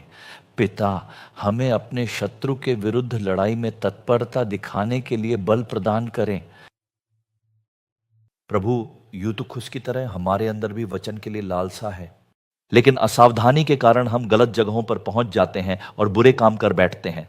पिता हमारी लापरवाही की वजह से हमें बहुत बड़ा नुकसान उठाना पड़ता है। उन मूर्ख कुंवारियों की तरह कभी कभी हम गलत धारणा बना लेते हैं और अपनी तैयारी से संतुष्ट हो जाते हैं, जो अंततः हमें खाली कर देती है। पिता हमें शक्ति दें और पवित्र करें ताकि हम इस स्वर्गीय अवसर को न खो दें। हमारी मदद करें और अपनी कृपा बरसाएं ताकि हम अपने कार्यों में तत्पर रहें। प्रभु कई लोग आपसे प्रार्थना कर रहे हैं, प्रभु मुझे पवित्र कर, प्रभु मुझे अपनी शक्ति और अपने अटल प्रेम से नवाजें। जैसे जैसे आप उनसे मांगते रहेंगे प्रभु आपको भरना शुरू कर देंगे। भाई प्रभु की शक्ति आपको भर रही है, वह आपके पात्र को अपनी शक्ति से भर रहे हैं। धन्यवाद प्रभु, हम आपकी स्तुति करते हैं। अब कई लोगों ने प्रार्थना करना शुरू कर दिया है। प्रभु के नाम की महिमा हो, क्योंकि जहां आप प्रार्थना कर रहे हैं उस कमरे में उनकी शक्ति उतर रही है। प्रभु आपका हाथ इस बेटे को छुए। हम इस आंसू बहाने वाले बेटे को छूने के लिए आपका धन्यवाद करते हैं। मैं एक दाऊद हूं जिसे आपके लिए उठना है, लेकिन मैं हारा हुआ हूं। प्रभु उस बेटे को थाम लें और उसे ऊपर उठाएं जो आंसुओं के साथ प्रार्थना करता है। प्रभु आपने दाऊद को उसके पतन से फिर से निकाला, आपने उसके पाप और लापरवाही को क्षमा किया और उसे फिर से उठाया। पिता हम इस बेटे को भी उसी तरह उठाने के लिए आपका धन्यवाद करते हैं। कई बहनें और महिलाएं अब प्रार्थना कर रही हैं, प्रभु मुझे शक्ति दें क्योंकि मुझे आपके लिए उठना है। मेरे अंदर आपके लिए लालसा है, यूतुखुस की तरह, कि मैं आपके वचन को मानूं और शक्ति प्राप्त करूं। लेकिन मैं जिस जगह पर हूं और जिससे जुड़ी हूं वह गलत है। प्रभु हम गलत जगहों पर बस जाते हैं और वहां सहज महसूस करने लगते हैं। परमेश्वर आपसे कह रहे हैं, उठो, जिस जगह के बारे में तुम सोच रहे हो वह गलत है। उस जगह बैठने के बारे में सोचो भी मत, तुम्हें अपनी आत्मा में इसे पहचानना चाहिए। प्रभु आपसे बार बार बात कर रहे हैं, उठो और उस जगह को छोड़ दो जो तुम्हें सहज बनाती है और प्रभु के लिए काम करो। प्रभु आपको इसी तरह प्रेरित कर रहे हैं। आरामदायक माहौल में बैठकर यह मत कहो कि मैं प्रभु के लिए बहुत प्रयास कर रहा हूं। अपने आप को धोखा मत दो। उठो और उन मार्गों पर चलो जिन पर प्रभु तुम्हारा मार्गदर्शन कर रहे हैं। हे प्रभु, अपनी बेटी को शक्ति प्रदान करें। कई लोग विचार कर रहे हैं, क्या मैं भी उन मूर्ख कुंवारियों की तरह स्वर्गीय अवसर खो दूंगा? क्या प्रभु मुझसे भी कहेंगे, मैं तुम्हें नहीं जानता? आज एक संकल्प लें, प्रभु मैं अपने कार्यों में लापरवाह नहीं रहूंगा, बल्कि मैं सत्य बातों से सहमत रहूंगा और वचन के प्रकाश में आत्मचिंतन करूंगा। इसलिए प्रभु मेरी मदद करें और मुझे शक्ति दें। धन्यवाद प्रभु आपकी सामर्थ्यपूर्ण उपस्थिति के लिए जो उन सभी बच्चों को भर रही है जो आपके प्रति समर्पित हैं। धन्यवाद प्रभु।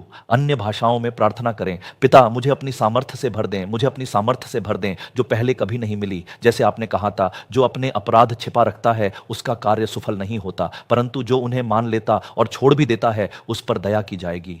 हर उस गुप्त पाप को दूर करें जो बाधा बनकर खड़ा है और आपको परमेश्वर से दूर करता है। उस स्थान से उठें और वहां से हट जाएं। उन लोगों का साथ छोड़ दें जो आपको उस प्रभु से दूर ले जाते हैं, जो आपको उपयोग करना चाहते हैं।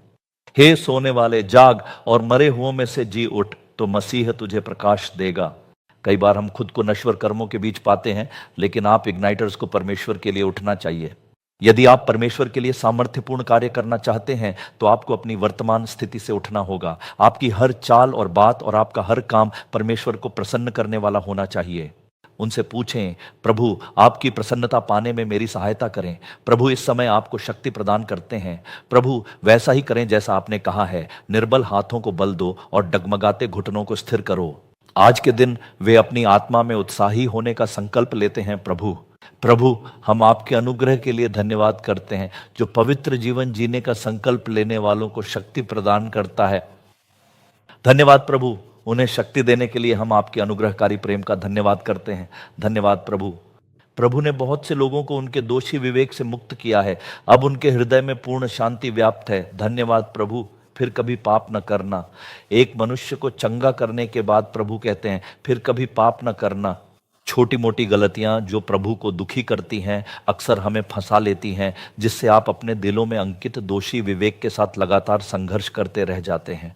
आज प्रभु कहते हैं मैं तुम्हारे सभी पापों को ढंकने के लिए उपस्थित हूं। हमारे पास एक ऐसा परमेश्वर है जो हमारे सभी पापों को उतनी ही दूर कर देता है जितनी दूर पूर्व से पश्चिम है। आज आपका पाप चाहे कितना भी बड़ा क्यों ना हो, यीशु मसीह का लहू इसी क्षण आपको शुद्ध करता है।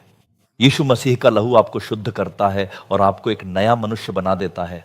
इसलिए यदि कोई मसीह में है तो वह एक नई सृष्टि है। पुरानी बातें बीत गई हैं, देखो सब कुछ नया हो गया है। वचन के अनुसार अपने बच्चों में नया हृदय, सोच और अनुग्रह भरने के लिए आपका धन्यवाद। उन्हें आशीर्वाद दें और अपनी शक्ति के अनुसार महान कार्य करें। देख, मैंने तुझे छुरी वाले दावने का एक नया और चोखा यंत्र ठहराया है, प्रभु वादा करते हैं। इसलिए चिंता न करें। आज से प्रभु आपका हाथ थामते हैं और आपके माध्यम से महान कार्य करेंगे।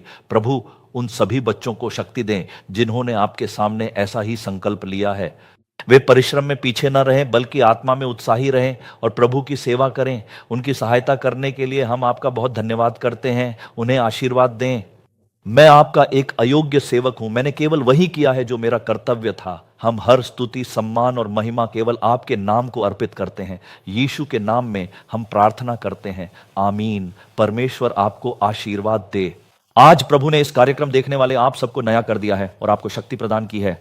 आपके प्रार्थना जीवन में बदलाव आने वाला है और शास्त्र पठन तथा मनन में भी। जैसे जैसे आप प्रार्थना करेंगे प्रभु आपको नया व्यक्ति बना देंगे। हो सकता है कि आप कहीं लड़खड़ा गए हों, परंतु शास्त्र कहता है धर्मी चाहे 7 बार गिरे तो भी उठ खड़ा होता है। दाऊद भी असफल हुआ था लेकिन प्रभु ने उसे फिर उठा लिया। यूतुखुस लापरवाही से गिर गया पर प्रभु ने पौलुस के जरिए उसे जीवित किया। आज उनसे कहें, यीशु मुझे फिर से सामर्थ्य दें और मुझे नया करें। मैं कर्नाटक राज्य और पूरे उत्तर भारत में आपके लिए महान काम करना चाहता हूं। इस तरह खुद को समर्पित करें और प्रभु आपको उपयोग करेंगे। प्रभु आपके द्वारा महान कार्य करेंगे। आमीन।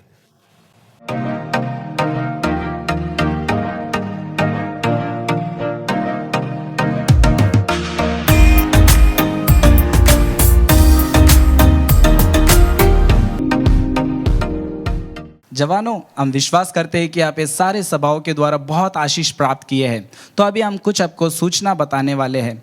जैसा इस सभा के जो थीम बेस में हम हर महीना मैगजीन जो है रिलीज करते हैं, जो आपको प्राप्त हो जाएगा जो ऑनलाइन वेबसाइट पे है हमारा, जो youth.jesusdreams.com पे हर महीने के जो मैगजीन है आपको वहाँ पर उपलब्ध होगा। वहाँ से आप क्या कर सकते हो, डाउनलोड कर सकते हो। अगर आप चाहते हो कि इसका फिजिकल कॉपी आपको चाहिए तो दिए गए नंबर पर आप आपके एड्रेस को आप भेज दीजिए, तो आपको हर महीना पोस्ट के माध्यम से जो मैगजीन है आपके एड्रेस पर हम पहुँचा देंगे।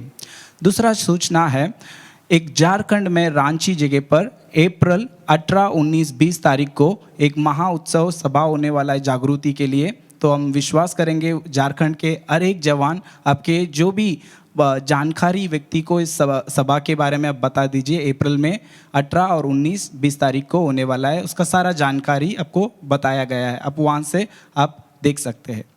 तीसरा हम बताना चाहते हैं, इस जो ऑनलाइन जो सभा है अभी आने वाले मई, अगस्त और नवंबर महीने में हम लगातार आपसे मिलेंगे इस ऑनलाइन सभा के माध्यम से। तीसरा हम बताना चाहते हैं, जैसे महाराष्ट्र के कुछ स्थानों पर हम जवानों के लिए सभा जो हम रखते हैं, अब वहाँ पर भी आकर हमारे साथ शामिल होकर परमेश्वर की स्तुति आराधना करना चाहते हैं तो बहुत हम आनंदित है, आपको वेलकम करेंगे। तो कुछ एड्रेस है मैं आपको बताना चाहता हूँ और डिस्प्ले में भी आपको बताया गया है। जैसा पहला संडे, फर्स्ट संडे मुंबई में धारावी में ये सभा हो रहा है, शाम का 5 बजे से शुरू होता है, तो आप वहाँ पर भी आकर शामिल हो सकते हो। दूसरा स्थान है मुलुंड के वेस्ट में जो मुंबई में है, तो वहाँ पर भी यहाँ जो 5:30 बजे ये सभा जो दूसरे हफ्ते में शुरू होता है, तो उसका भी डिटेल आपको दिया गया है। एंड 4th संडे मलाड में आपको ये सभा कंडक्ट किया जाता है, वहाँ पर भी आप आकर शामिल हो सकते हो। और चौथा शनिवार को औरंगाबाद में ये जवानों की जो इग्नाइटर मीटिंग है, फेलोशिप है, वहाँ पर भी होता है। अब वहाँ के आसपास के जवान रहेंगे तो हमें संपर्क कर आप वहाँ भी आकर सभा पे आप शामिल हो सकते हो। तो इसके द्वारा हम विश्वास करते हैं कि हर एक सूचना को आपने नोट डाउन किए हैं और उसे फॉलो कीजिए। हम एक छोटी प्रार्थना करके हम इस सभा को समाप्त करेंगे, आंखें बंद करेंगे और प्रार्थना करेंगे। धन्यवाद स्वर्गीय पिता परमेश्वर, आज के इस ऑनलाइन सभा के माध्यम से आपने हमारे साथ बहुत सारे बातों को, हम इन चीज़ों को, रहस्यों को अपने प्रकट किए, उसके लिए कोटि कोटि धन्यवाद देते प्रभु जी।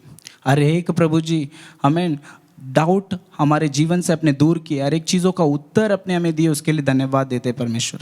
आगे के हर एक कार्य में आपका ही सहारा लेके, आपका ही उपस्थिति को हर एक जगह में हम महसूस कर कर बढ़ने वाले हैं, उसके लिए धन्यवाद जीसस।